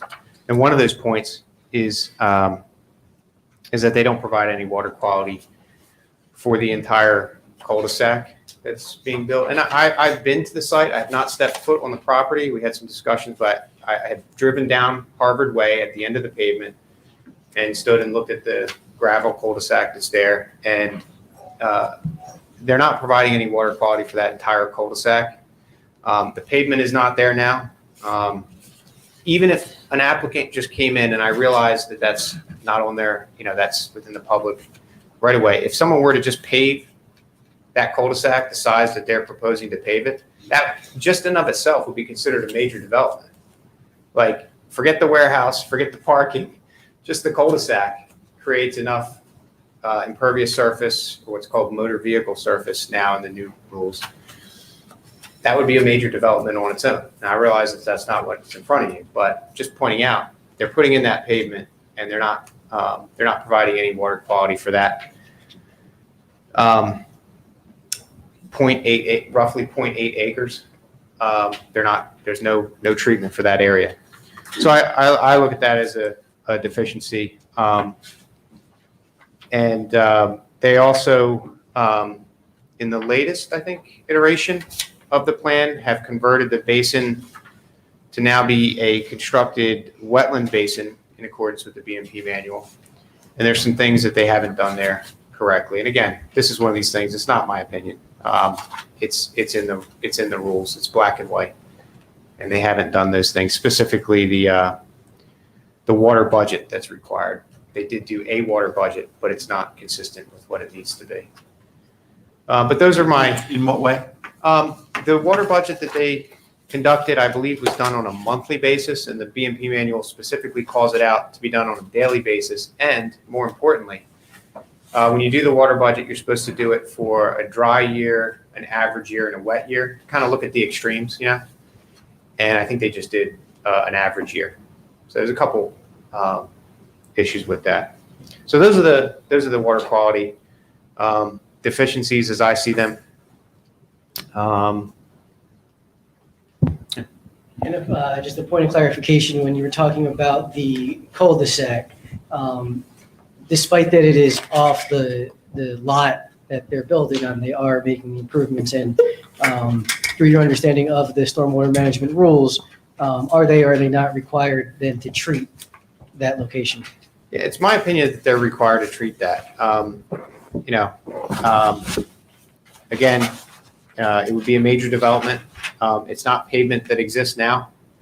There is some gravel there. It's a small area in comparison to what's going to be there. So if it's not their responsibility, I'm not sure whose it is. All right, so water quality conversation is going to be much shorter than the recharge conversation, but I'll pause before we get to peak flow to see if the board has any questions about the water quality analysis. Anyone on board?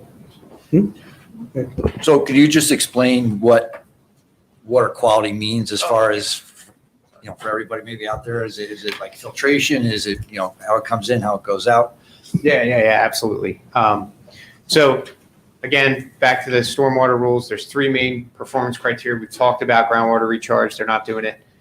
The second one that we're talking about is water quality. And what that means is, yes, exactly what you said. The state wants you to filter the water, treat it. They recognize that when you have, in this case, large trucks doing deliveries, that, you know, There's sediment, there's debris, there's chemicals. That's the world we live in, right? We all drive cars. I mean, there's pollution that's generated from those activities. So you want to make sure that you address that water quality through, again, different type of stormwater BMPs, best management practices, which could be a filter, something that you buy off the shelf and put in the ground. And that's where they're at now with the current design. It could be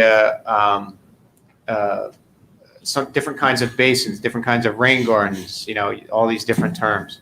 But yes, you're exactly right. What water quality is the state requires you to put in specific types of structures that need to be built a specific type of way, that need to have specific type of analyses done. For example, the water budget that you asked about.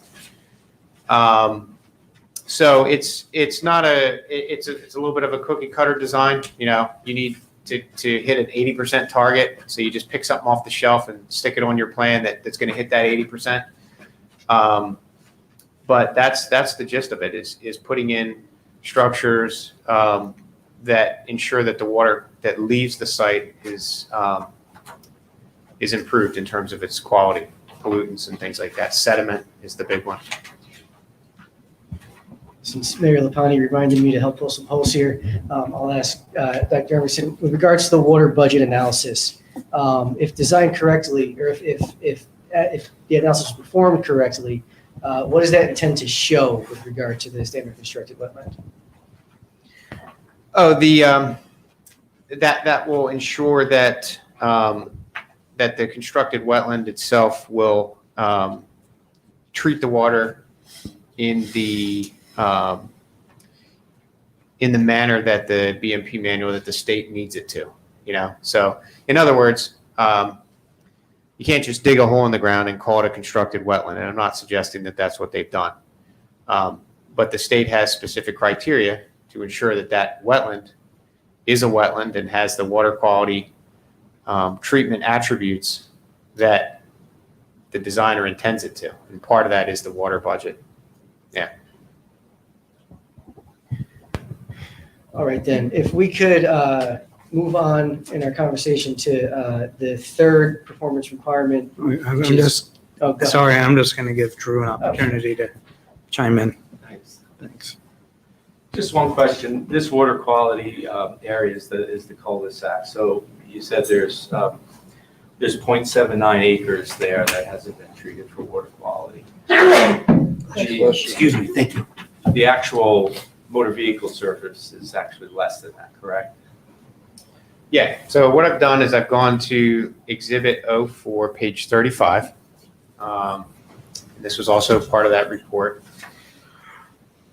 And this shows the area in question. So this is the cul-de-sac, and you're correct. The 0.79 comes from what are labeled as DA 11 and 12, and not all of that 0.79 acres is the cul-de-sac. It's also some of the area around it. The green area, basically, the right-of-way lawn area that they have there around it. Yeah. So I think roughly, it's more like a third of an acre, 0.3 acres of impervious surface that has to be treated. And it's tributary to existing catch basins, I believe, off of the site, that area.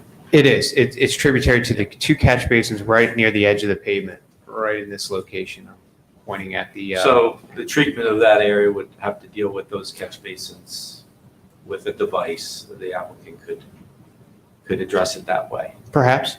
Yeah. Okay. Yeah, this was for the board's information. I don't have a problem with this issue. That area, the cul-de-sac, should be addressed with water quality. It is dealing with off-site existing inlets, but I think it can be done with some measures the applicant can provide straightforward. And then the same thing with the water budget. I agree. It just should be updated to the correct format for the constructed wetland basin. Okay. Thank you. You can proceed. Okay, then, so peak flow rate control is the third performance standard under stormwater management rules. Its standards are located under NJAC 7:8.5.6. Is that correct, Dr. Emerson? Sounds about right. All right. And in your analysis, we're able to come to a conclusion about this application's compliance or non-compliance with the peak flow rate control standard. Yeah, so groundwater recharge, I don't believe they comply. Water quality, I don't believe they comply. When it comes to peak flow rate control or water quantity control, as it's termed in 7:8 I also think that there are some significant deficiencies here that need to be addressed, quite frankly. So again, this is the third performance criteria that we're going over. The first one is to protect aquifer recharge so that our wells don't dry up. The second one is to protect water quality. And the third one here is really an acute issue for this development and for this neighborhood. It is flooding. The intent of this whole portion of the rules, and this goes way back before 2004, is thou shalt not flood thy neighbor. Right? This is what is in the rules to protect people from the impacts of development. Right? We all live in homes, drive cars on pavement, but we want to do that and develop in a way that doesn't harm people downstream, because we all live ultimately downstream from someone. So this is the one that's really targeting flooding. The groundwater recharge would help with the flooding if they were doing it. The water quality criteria really doesn't have much of anything to do with flooding, but this one is all about it. This one is all about it. And what we know about this application is they're clearing land, as you do. They're clearing woods, as you do. And they're putting in a lot of impervious surface. That's,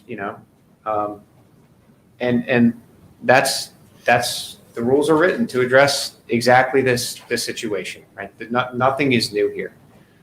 What is particularly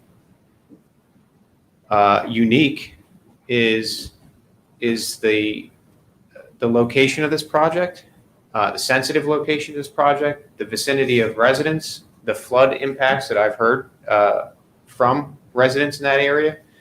So the peak flow control here is of critical importance. Not to downplay the previous two that we talked about, but we know that there's an acute issue here. And I've been at all the meetings. I've heard members of the public speak about this. So I understand the importance. And again, the development process here, the removal of the vegetation and the impervious surface that's going to be created is unequivocally going to drastically increase the volume of runoff that this site generates. I believe Mr. Ash and Mr. Ford had a lengthy discussion about that, and we used the example of the 2-year storm, that the amount of runoff that this site's going to generate and discharge is 2.6 times what it is under existing conditions. So it's almost, a factor of 3, 2.6 times. There's a lot more runoff. And nowhere in my letter do I say that that's not allowed. Okay, I want to be clear. When you develop land, you increase the volume of runoff. And we have these rules in place to try and make sure that nobody gets harmed, that nobody's property is damaged because of that increase. And again, they could have chipped away at that increase a little bit, but they did in terms of groundwater recharge. They they tried to argue that it was a de-soil. So what we're left with is a site that's going to be cleared, and a lot more runoff is flowing out of this site unequivocally. And we all agree on that. That was discussed. There's no question about that. So it's of critical importance. One thing I want to point out, I talked about how this site is unique in that you have this acute impact of residents immediately downstream. And in the last hearing in March 10th, Mr. Ford stated that they weren't required to analyze the upstream drainage area. And I believe he was specifically asked something like, well, if you're drastically increasing the amount of runoff, don't you think that might make things worse?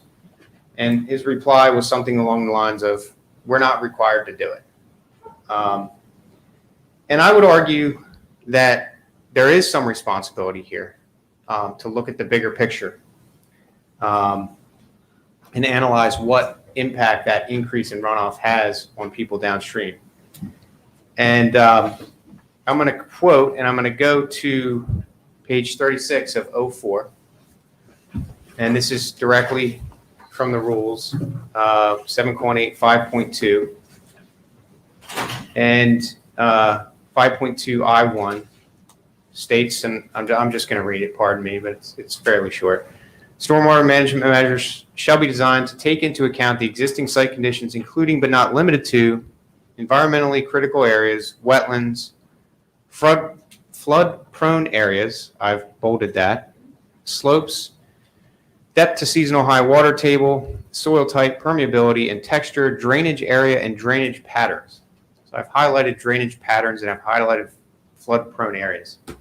And this site is unique because there's the basin discharges directly into a swale that we heard discussion about. Like there's a stream, it kind of goes into a pipe. There's a lot going on there from a drainage standpoint. And when you hear residents talk about flooding issues, I feel like, as the rules state here, it's the applicant's responsibility to look at these problems, to look at these flood-prone areas, and to look at the drainage patterns, right? Because this site is not in a vacuum, right? It's got a whole drainage area that actually flows, some of it flows through the property into the basin, and a whole lot of other areas, drainage areas, neighborhoods, flow through that northern corner of the site, the very tip where the emergency spillway is. The engineer failed to take this flood-prone area into account. He didn't look at it. Early on, the board engineer requested a drainage study because there were some concerns about the capacity of the swale or the pipe portion of the downstream of the site. And, you know, I think that request maybe originally came from the Environmental Commission, but that was 6 months ago. And yet in March, they haven't done the analysis. They're not required to do the analysis. I think that it's their professional responsibility to listen to the residents, and if there's concerns about flood-prone areas, to look at that. Arguably, that's my opinion. I believe that the rules kind of put that responsibility on the applicant here in 7.8, 5.2.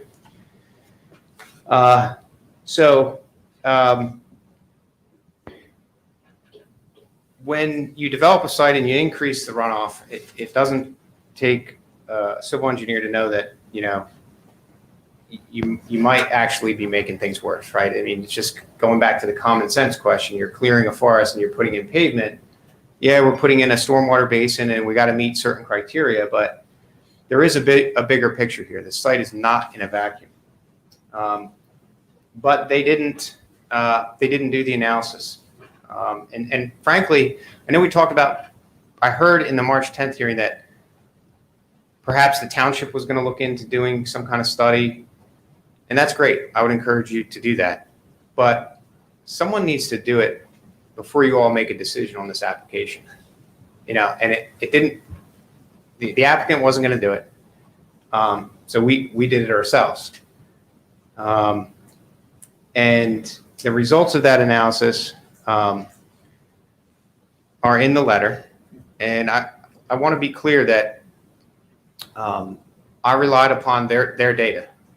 I used the elements in their stormwater report as the basis. I didn't, you know, I just repeated their numbers. I put in their drainage area.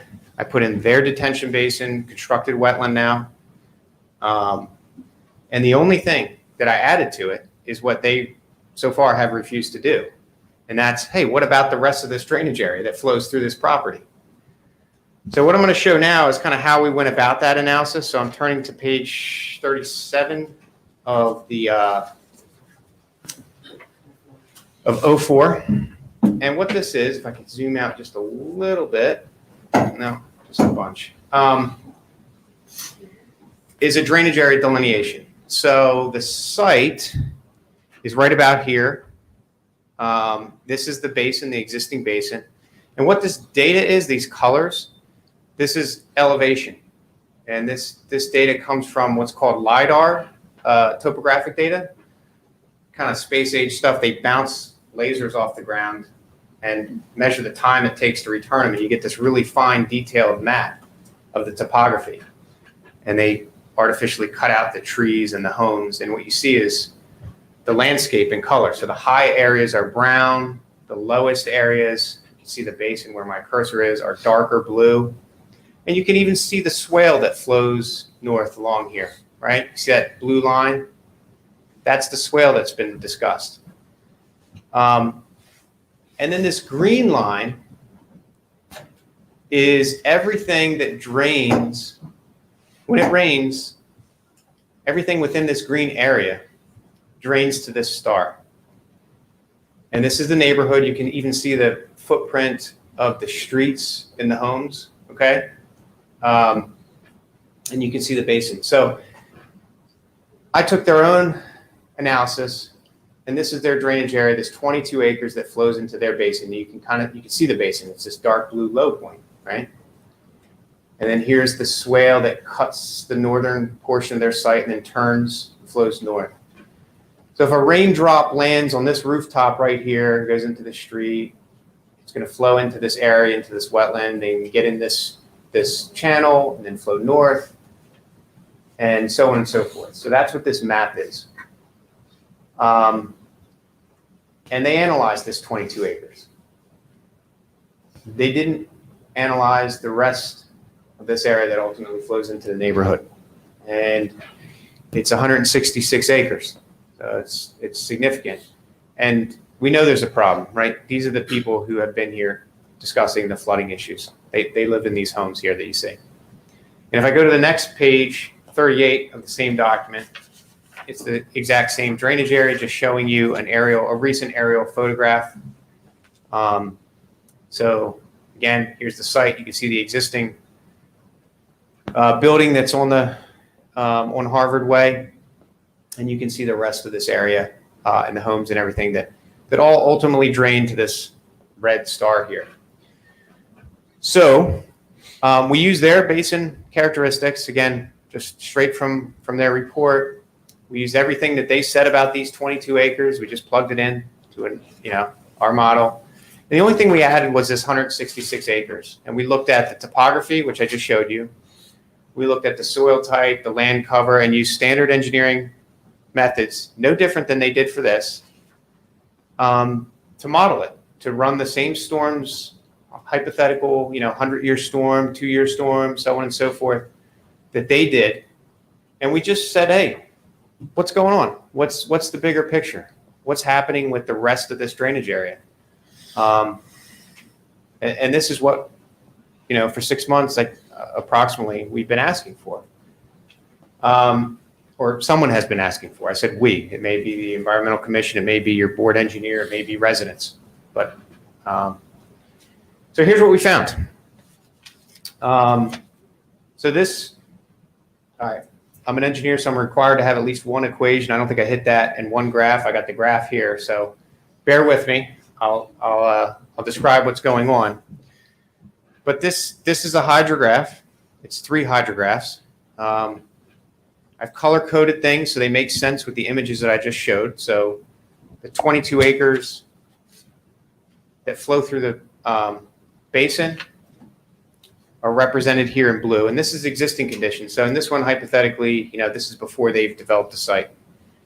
Here's the 22 acres, but that big 166 acres in green here, that again, they don't have to treat that. They don't have to capture that. I'm not asking them to do it. I'm asking them to consider it, right? To put it into context. And when you add these two together, this blue line plus this green line, just addition, 1 + 2 = 3, so to speak. You add these graphs up, you get the red line. So the on-site area, that 22 acres that flows through their property, through their basin, plus the rest of the neighborhood equals what you see in red. And so when you go in and develop the site and build your detention basin, you increase the volume of runoff. So this solid blue, let's just look at that. It has a higher peak and it has a higher volume, the area under that curve. There's more runoff after the woods are replaced with pavement. Again, going back to the common sense. So the rules say, now put in a basin. So they put in their basin and it knocks that hydrograph down a little bit. Doesn't change the area under the curve, but lowers the peak. So now if you just go in and just, again, 1 + 2 = 3, you add this dashed blue to the offsite area, again, bring it into context, you've got a higher peak flow than you did before the development. And so you're going to hear them, and you have heard them say that they have met the water quantity or peak flow control by building this basin or modifying this basin. But the rules require them, to look at the context, to consider flood-prone areas, consider existing drainage patterns. And I think, when there's an acute flooding situation, that needs to be addressed, responded to, analyzed. So this is what we've been asking them to do. Someone's been asking them to do. Various people have been asking them to do. And the results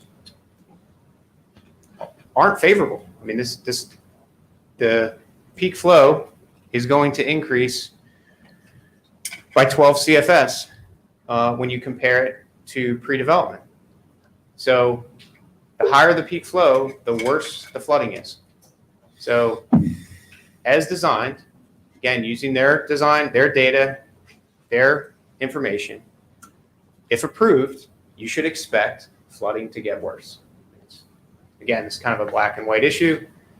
Post-development with their basin, there's going to be more flooding. There's more runoff. They agreed to that. For the 2-year storm, there's 2.6 times as much runoff, almost 3 times the amount of runoff. So when you put this whole application in context, if you're going to approve this application, understand that flooding will get worse in the neighborhood. Those are the results. They're not good. I guess is the short summary of it. So I think it's my professional opinion that this demonstrates that they haven't met the peak flow rate control requirement. They haven't taken this into consideration as the rules require them to. And if they had, the news is not good. So I don't, it's my professional opinion that they haven't met any of the three requirements. Groundwater recharge, ignored. Water quality issues, peak flow control, they're increasing flooding, simply put. And this is the issue. This is the issue that the residents have spoken of. This is the issue that has been a major topic of discussion through all four of these hearings. And this is the first time, unfortunately, that you're getting to see the analysis that was asked for 6 months ago. And these are the results, that the flooding is going to get worse. So you probably have some questions about this. I don't put graphs and talk about stuff like this without expecting some. But the details of our analysis, and I don't encourage you to wander through these, but they're all here. Everything we did is in our report for everyone to see. So there's no black box here. This will make maybe more sense to the engineers in the room. But the conclusion is simple. And that's this development's going to exacerbate what sounds like it's already a pretty sensitive issue. Before the board jumps in, I just want to make sure the record is straight about what we're looking at here. Clay, you flipped through a few pages. You want to just scroll up for a second? Sure. I just wanted to, okay, so the elevations map that you put up, that is page what of 04? That is 37. That one I did mention. Okay. The next one is 38, which is the same map, just with an aerial image instead of the topography. And then the last two were page is 39 and 40. Which is 39 is the existing conditions hydrograph, is that correct? Correct. And then 40 is, The proposed conditions after development. That's correct. okay. And I just wanted to clarify one thing that you said, when you didn't encourage people to go through the numbers, I believe that was because they're boring, not because you don't want your work to be correct. Is that a correct assumption? Yeah, that's correct. I mean, if you have trouble falling asleep, I encourage you to dive into this head first. But if you're an engineer, every question you may have is here in a language that you're familiar with. So yes, again, no black box.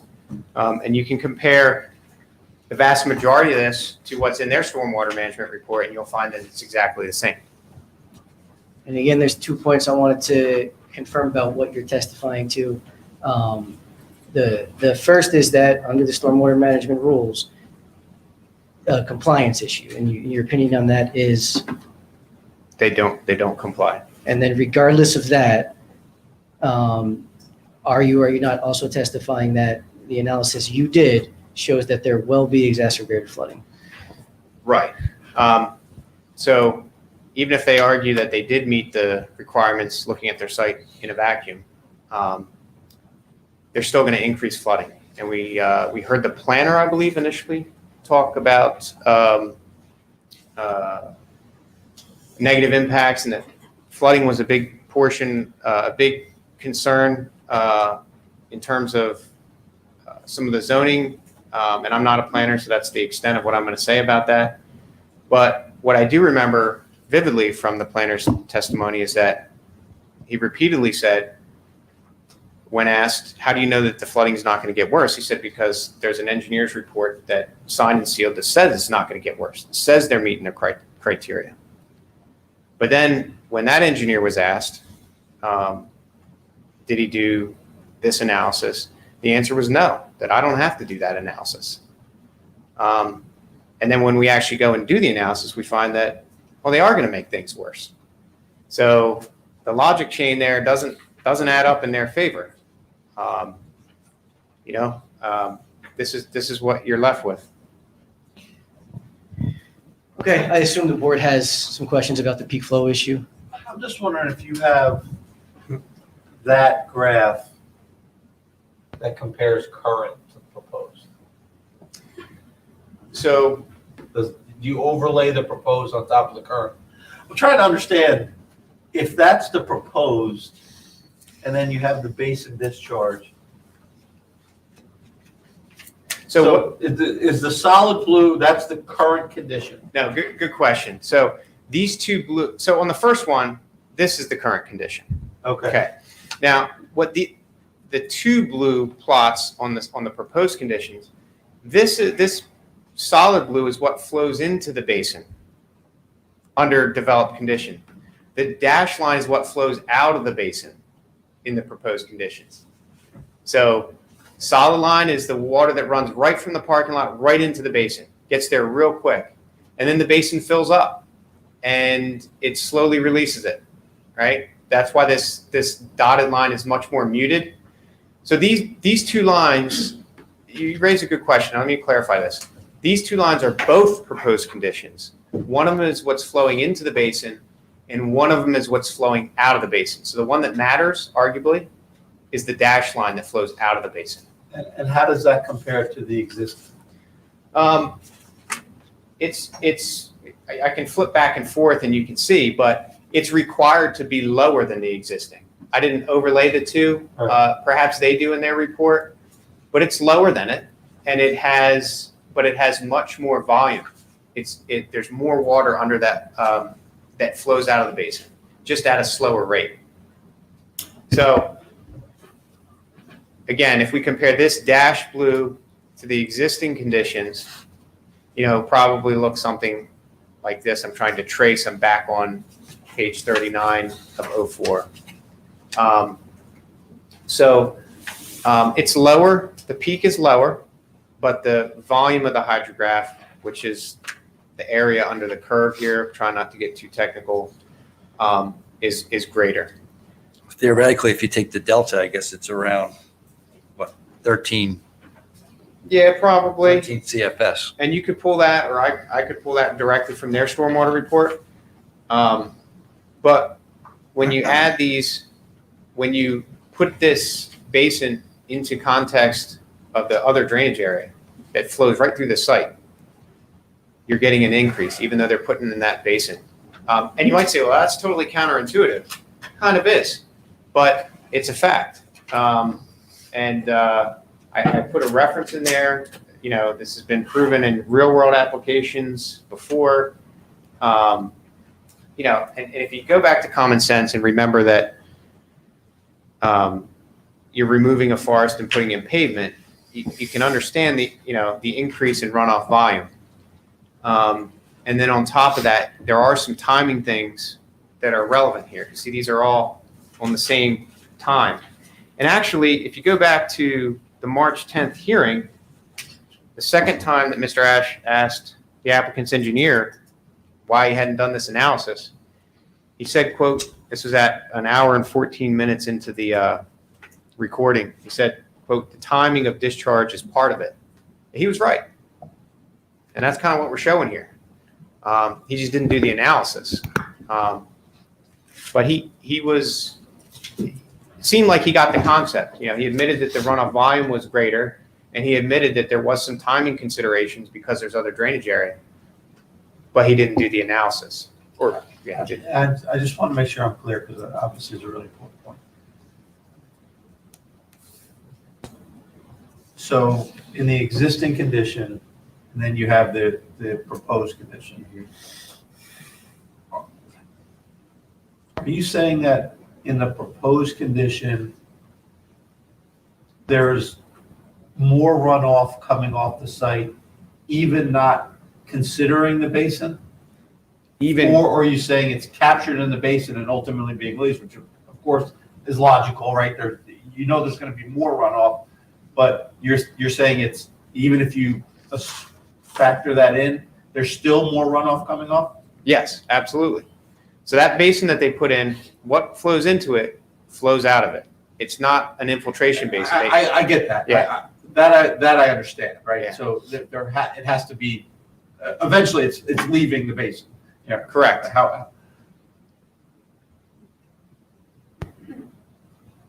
But in layman's terms, right? If the basin is capturing the runoff and then ultimately releasing it at some point, how is that not improved from the current runoff state where a good chunk of that is not flowing into the basin? Because when you overlay the additional water that's coming down, it releases a lower peak, right? But it does it at a later time.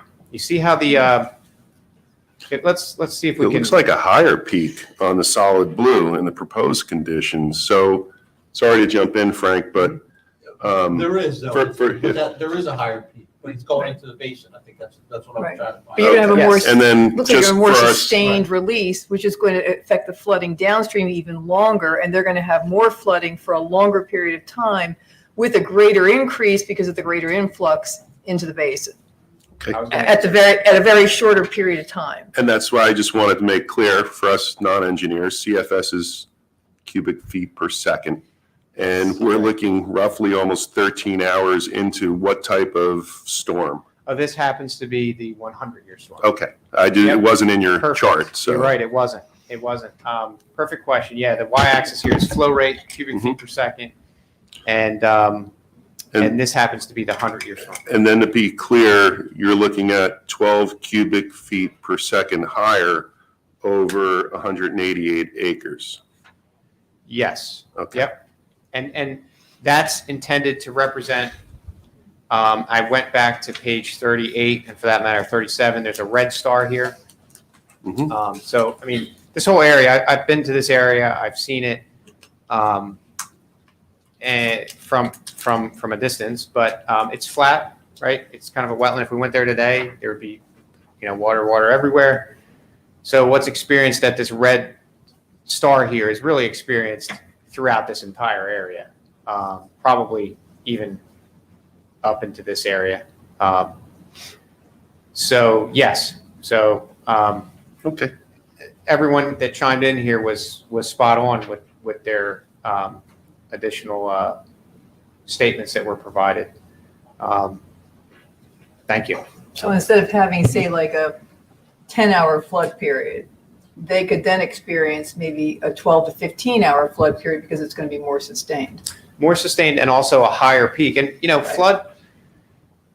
flooding and flood impacts it's a matter of inches, right?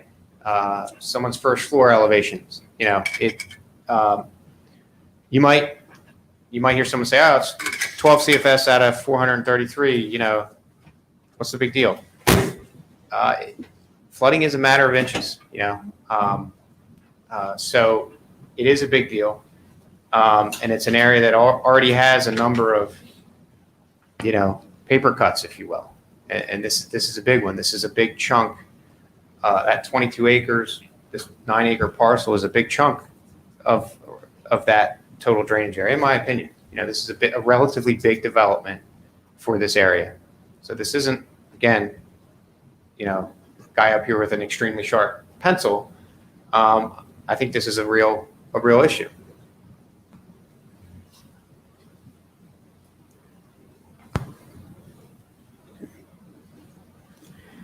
So, with this additional analysis, bringing in, I'll call it the region, is there a requirement from the state to take into consideration that region? And I understand saying about, common sense, what makes logic, but getting down to, I know you had put up what was a qualitative statement, but I know they talk about a lot, there's numbers involved there. So, so I'm just trying to get understanding, to what level, does that type of consideration or type analysis gets brought into? So I think you might have been referring to this statement here and my opinion about what the statement says and what it means that you do. And so I think this statement is clear. And I don't think that they comply with this statement. So I see that as a black and white issue. Right? Well, I mean, realistically, and I'm not trying, but a statement like that could argue against development for eternity. I mean, it could, because every development's going to generate increased runoff at some point. So I'm just trying to get to something that would bring this in, that's concrete, saying you need to take into consideration, from a regional perspective. I mean, we know how the state is with affordable housing, and I definitely know that statement goes out the window completely for the most part. I'm not sure I agree with the last part of that, but I hear your point loud and clear. We got sued. I understand. I've heard bits and pieces of that. Difficult situation you find yourself into. Right. So I'm just looking for something, to just kind of bring that into perspective, is, because I'm anticipating a counter argument. So. Sure. As am I. Well, I think this statement's clear. I don't think this statement means that you can't develop. I think it means that you can't, generate stormwater, that you can't build parking areas or homes. I don't think it does that at all. But what I think it says is that if you're dealing with a flood-prone area, you have to do what I consider the responsible thing and make sure that you're not making someone's problem worse. And, there's a professional aspect of this too, and what I've done here, well, what's obvious is that they haven't done this analysis, right? I mean, no one can argue with that point. This certainly seems like a reasonable thing to do. In my opinion, this is exactly what that portion of 7:852 tells you to do. take it into account. You got a flood prone area, there's a drainage pattern. And look, I'm not trying to be esoteric. A big chunk of that 166 acres flows through this property. It crosses the property line twice. It flows onto the property and off the property. So I'm not asking them to analyze what's going to happen 2 miles downstream or something, or, in some other township. I'm asking them to look at what's happening in the immediate vicinity, in the neighborhood where you have significant flooding impacts. And they haven't done it. So I know you're looking for the black and white, we can't be subjective here. And I think I've laid it out for you. I mean, I think in terms of the variances and things that are being requested, I think there's some questions here. I think some things that the planner said don't pan out. There are flood impacts. I think that becomes a black and white issue when you're presented with this information now too. And so there's two issues there that I think become not subjective. There's the 7.852, and then there's this analysis that's in front of you that tells you that this application that's requesting relief is going to make flooding worse. That's black and white, in my opinion. I would have confidence if I were you in that. And you got the curve back up. So obviously that's flow rate, depending on how wonderful, things can discharge to that red star. That area under the curve, at what point do you feel we hit a flood stage? You said we hit a what stage? Flood stage. Flood stage. That's a good question, Mr. Chairman. I haven't done that analysis. It's the next step from this. If I were to say, who's going to get water in their first floor with this development without? That's a heavier lift from an analysis standpoint. It's not impossible. We do it all the time, but it takes time. It takes money, and we kind of did this on our on the resources that we had, so that question is kind of the next step from this. There's no doubt it'll be worse, but how much worse and those is another analysis that is more time consuming than this one was. Would take a little more resources, but an increase is an increase. Maybe one more question. The three criteria, right? Do they work together? And by that I mean, if it is soil D, right, does that affect the graphs and the runoff in section 3, that you just talked about? Or if it was C, does that change the mix of how the runoff might be affected? And do they kind of work in tandem, or are they kind of in isolation? And I don't know if that was an articulate question. No, it was articulate enough. I get your point. Yeah, absolutely. So for example, but the big difference, when you create these numbers, let me take a step back. You have to know what the soil is. You have to understand whether it's a C or a D soil. And in their analysis on this, they did assume a C soil. And he testified that, and that's true, they did. And you asked if these three different performance criteria work together, and they do. In other words, there's some overlap. If you put in a certain type of system to address groundwater recharge, which they didn't, it could help you on your third criteria, the water quantity or peak flow. It would help you a little bit there. It might help you or totally take care of your water quality criteria. So yeah, it's kind of blurry lines. I mean, it's not like you put one BMP to address one performance criteria and another for another and another for another. To some extent, that's true. But like, for example, their constructed wetland that they put in an attempt to meet the peak flow control. But it also provides water quality. So there's a BMP that kind of does two of the three. So all that stuff that we talked about regarding groundwater recharge does factor into this.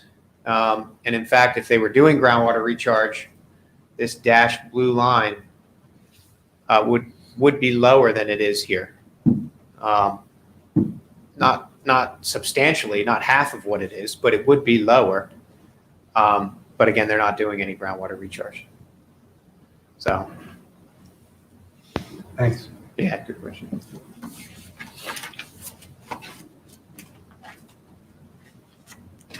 Drew, we'll let you chime in, because I can see everyone else's heads are thinking about questions, so. Okay. Just have a couple of questions. Just regarding the 166 acres that you outlined as the offsite drainage area, did you do that based on topography of that line and where the high points and low points were in flow area? Yeah. Yeah, sure did. So it's pretty flat out there. And you can I'll show you here. The high points are in the darker brown. And so if you're a raindrop and you land, let's say right here, I'm on page 37 of 04. And if I'm on the outside of this green line, I'm going to flow downhill, which in this case is this way, probably get picked up by this road and go somewhere. Yeah, no, I don't mean to interrupt you. I understand that. But you understand that there's nuances and changes in topography, swales, other roads, storm drainage systems that collect runoff. So my question is, are you saying that 166 acres or a large part of it actually drains through this site? I'm not too certain that's accurate. Oh, I mean, that 22 acres is basically, they represented as the off-site area and the on-site area that they have to deal with through their basin. So how can we say that 166 acres or anything much more than the 22 acres goes through their site that they have to deal with? Okay, a couple questions in there. I never said that they have to deal with this 166 acres. They don't have to capture this and build a basin to store it or anything. So I'm not. But I thought you did say it goes through their site. It absolutely flows through their site. Now, not the entire 166 acres. If I were to cut it off, probably about there. So see this dark line here again, I'm on page 37 of 04. And I can draw lines on here if we think it's necessary. But if you see this like kind of Y shape, Yeah, I think this that's darker. the other swale that's out in the property. It is. Yeah. Exactly. So now you're following along here. So that swale flows west, right, towards the basin. Correct? Correct. And then it turns north and flows towards this red star. We're Right. yeah, That's what it does. yep. And that was the one you had a comment about here. So that swale clips through their property. It flows onto their property and off of their property, just the northern corner.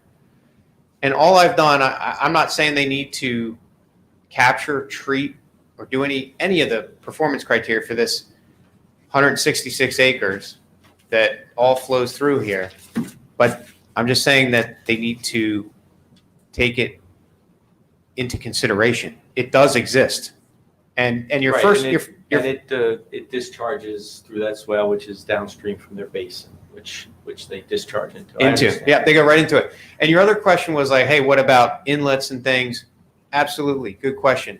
There are inlets so sometimes water doesn't flow downhill. It flows downhill into an inlet, and then a pipe can go uphill. You know what I mean? Pipe is sloped downhill, but the topography is going the other way. That always happens. And this green line is probably pretty precise. There might be areas where the green line should be a little further this way, where the green line should be a little further this way. But on average, this is going to be extremely accurate. This topographic data is recent, and it's very precise. And we looked at we tried to take into account those pipes and things. There's some existing basins in here, and we especially had to look very closely right in this area to draw this line. We really had to look close because there's a swale that flows this way, but There's another swale that flows this way. So we looked at this very closely. And it's never perfect, but the line's going to be maybe 50 feet this way and then 50 feet this way. But in general, I feel very confident there's approximately 166 acres that flow through here. Here's the topography that shows it. That much I'm sure of. But the precision of exactly where the line is really irrelevant. These results wouldn't be changed if this line moved a little bit this way or if this line moved a little bit this way. And I didn't draw this blue line. I took this from their application material. Okay. And I didn't have a problem with it either. I just took it from their data. Can I just ask a quick question? Sure. Who drew the green line and why is it drawn in such a fashion? Yeah. So this is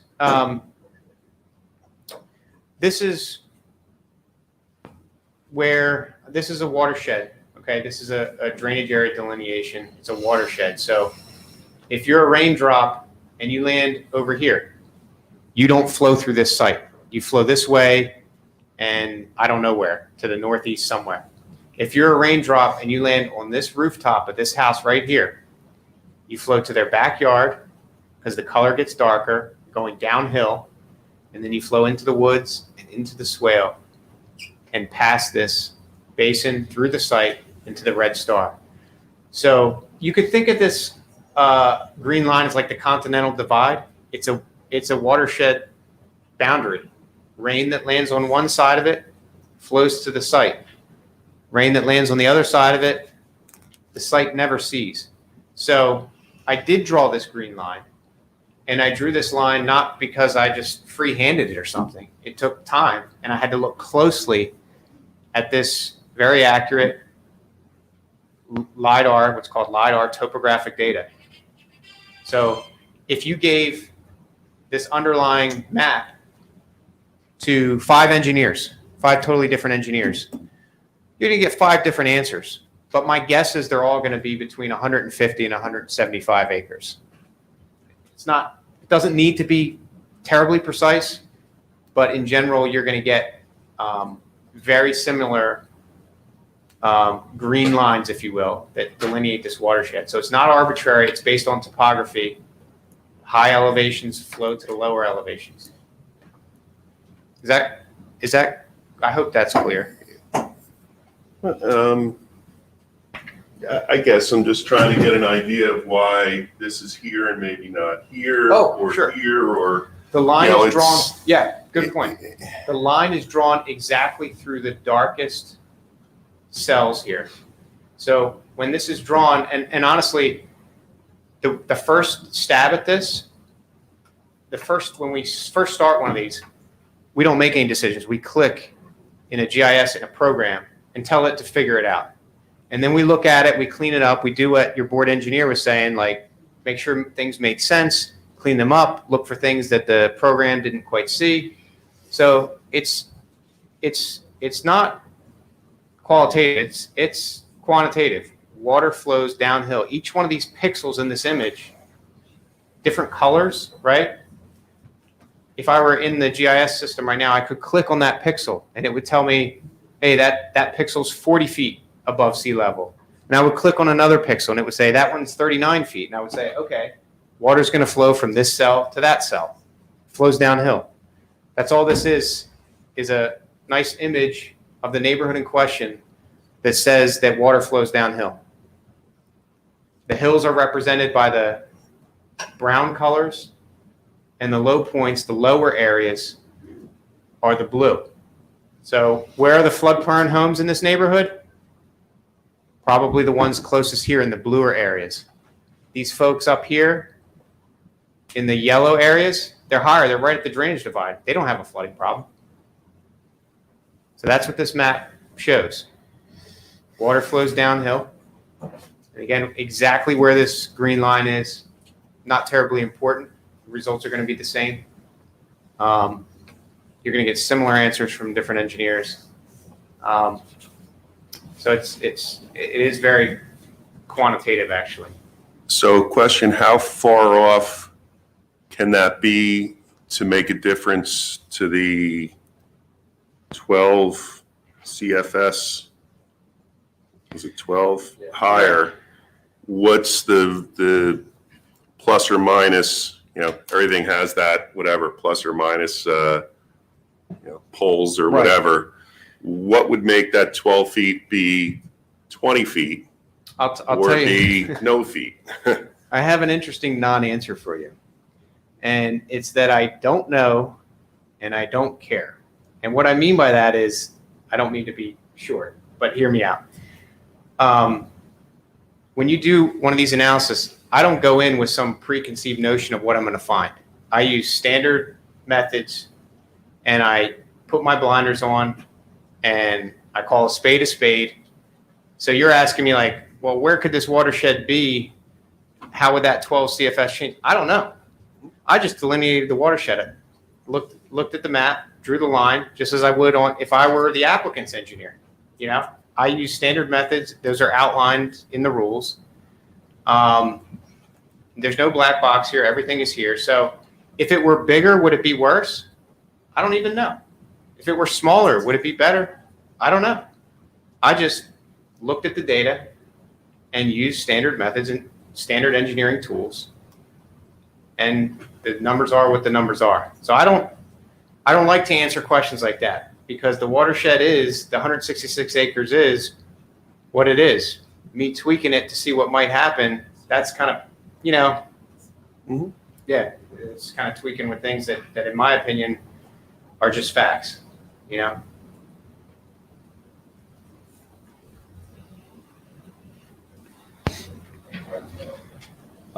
Just a question about your graphs. So it looks like you're doing hydrograph, combining hydrographs, and then based on the peak, basically summarizing the peak flows for the different hydrographs here to come up with the deltas for the offsite area and the combined total flow. The first part of your question, So my question is it a matter of calculations modifying the outflow hydrograph of the detention basin to change the peak to reduce the delta that you're describing, the 12 CFS? So all I'm doing is I'm not adding peaks because the peaks happen at different times. So the first part of your question I agree with. I'm just adding the hydrographs. But I'm not taking this peak at 100 or this peak at 50 and adding it to 390 because I would have been way up here. So I'm not adding peaks. I'm adding the whole hydrographs because remember when it rains out there, it rains on the site and it rains on that 166 acres. So I can't add the peaks and shift things around. Things happen when they happen. Mr. Ford, the applicant's engineer, even said, he said it has to do with the timing of discharge as part of it. So I'm not picking and choosing what I add here. I'm just adding the graphs themselves to one another. And that's the result. Right. So that gray line, which is the peak of the combined total flow and the offsite area, you're basically following that line down at that one point, adding those values from the dotted line to come up with the combined, the increase. So I'm saying if that dotted line was changed in some way to be lower on the y-axis, sure, then that delta would be different. And could be lower, could be higher. That's correct. And that maybe that's a calculation or an adjustment of an outflow structure that could change that hydraulics. I mean, there's an infinite number of things they could do on this site. What I was tasked to look at was what they proposed. So that's yeah. based on what's there now, right? Yeah, that's right. Do you know what you used for the proposed flow, that dotted line, as far as the basin configuration goes? It seemed like you used the configuration of the existing basin rather than their new proposed basin for that hydrograph. No. Well, yes, we use both because, again, kind of a moving target on this application that the system changed. So we updated it. You'll find that in the output, what's labeled as page 15 in the output. There's a stage storage curve there that you can compare to their Are you looking model. at page 15 of 04? I'll get you the page number if I'll tell you what it is. One moment, please.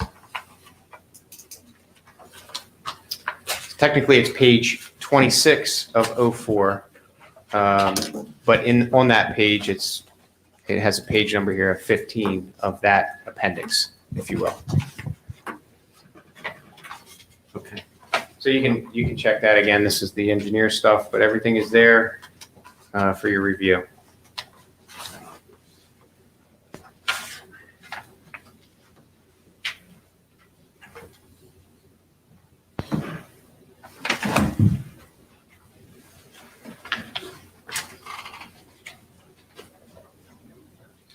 I think there was something in the report regarding the location of the emergency spillway, and the fact that it may not be in the most ideal location,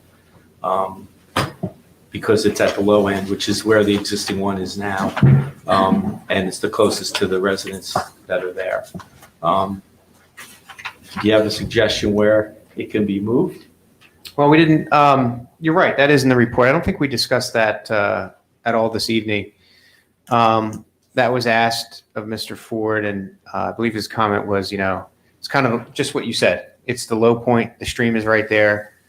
So they are proposing some improvements there, some changes to the emergency spillway. But again, I wasn't really tasked to design this or provide suggestions that would improve it.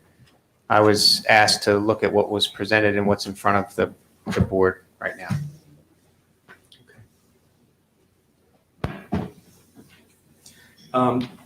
As far as that offsite area, did you?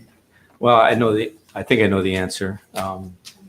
Nothing really takes into account the Raritan River, the influence of the floodplain and the peak of the Raritan River in that analysis, which would, I think, impact that lower area, that drainage area. And how do you think it would impact it? I mean, with the peaking of the river, it's not really modeled in that hydrograph as far as, what it actually would do to that if that was combined with the other hydrographs. Yeah, and I was kind of turning the question around a little bit. It's not, and it's only going to make things worse, right? That was one of your comments in an earlier thing about for them to account for tailwater. Yeah. Yeah. The comment I had was really related to that pipe because they're discharging into it, and Right. whether that tailwater would affect the modeling of that outlet structure. And they've indicated they make some revisions to that, which we still have to review. Yeah, that's right. But the tailwater of the Raritan River brings up a good point. That just slows the water down. It's going to stay around longer and get deeper. But this analysis didn't account for that, but it's not helpful. I just, the general comments about this element of the design, as far as the flood prone area, I know that can be interpreted a different, in a way that would say that they would have to address these areas. Typically, it relates to the site. In other words, flood prone areas on the site should be addressed by the applicant, and typically we don't make them go further out to address off-site areas. But in my interpretation, that flood prone area part of the regulations relates to the site that's under development.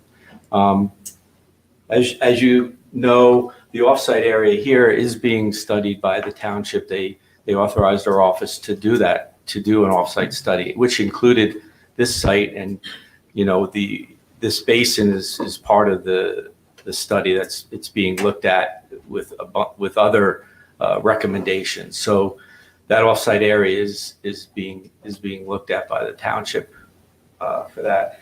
So in general, I think their stormwater design meets the regulations. They're doing the runoff reductions. It is an area that we have to look at what's going on with that swale. They've improved the emergency spillway by raising it up a little bit and providing the grading that's not there now. So I think the overall study that that Mr. Emerson presented, it makes sense, but I think it's too general. Like there's probably a lot of detail that would have to go into really comparing how this basin would react with the rest of what's going on there, including the river flooding and more of the sub drainage areas that are part of that overall 166 acres, because I think some of it goes in other directions, may go in other directions based on the stormwater collection system and local conditions. While it's a good planning exercise to see that, I'm not sure that it's specific enough to just conclude that this one development is going to have a significant impact on the conditions there. And I guess that's all I have for that part of the report. I'm going to ask the question of the witness without rehashing your entire testimony. Do you have a direct response to that? Yeah, I'll try and be brief. He said a lot of things I agree with, but a few things that I don't. He said that they wouldn't be required to address that additional drainage area. I want to be clear. They do not need to address that drainage area. They don't have to capture the runoff. They don't have to infiltrate the runoff. I'm not saying they need to address it. I'm saying they need to take it into context. They need to acknowledge that it exists, which I think is different than addressing it. He also said that they're doing what they need to for the runoff on site. That's not completely accurate. The swale flows through their site, technically. That's the first thing. He also said that, and I totally agree with you, that this is important. Someone could spend years and analyze this, all the intricacies, all the culverts, every little inlet. And we didn't have the time or we didn't have that ability. But what we did was reasonable. It's the exact level of detail that they modeled their own site at. We used their own data for that 22 acres. We used the same methods. So I'm rarely accused of being too general, so I appreciate that. But I think this is a standard analysis. The data's all there. It's based on topography. Is the green line perfect? Of course not. You'll get a different answer from 3 different engineers, but they'll all be the same, and it's not going to materially change this. I totally agree with your board engineer that a study like the one we did, for example, is needed. And I'm glad to hear that you guys are doing it. I'm really encouraged by that. I mean that. And I think the results of that study should inform what happens on this property. And last I checked, that study hasn't been completed yet. The only one that's been completed that I know of is the one that we're looking at. So by all means, do the study, do a more detailed analysis, do your own drainage area delineation, do all that stuff. But don't approve the application that's going to have, in my opinion, a detrimental impact to the residents downstream before you do it, because I did it and the results aren't encouraging, So again, I don't mean to be confrontational. I agree with most everything that your board engineer just said. Just want to make those couple clarifications.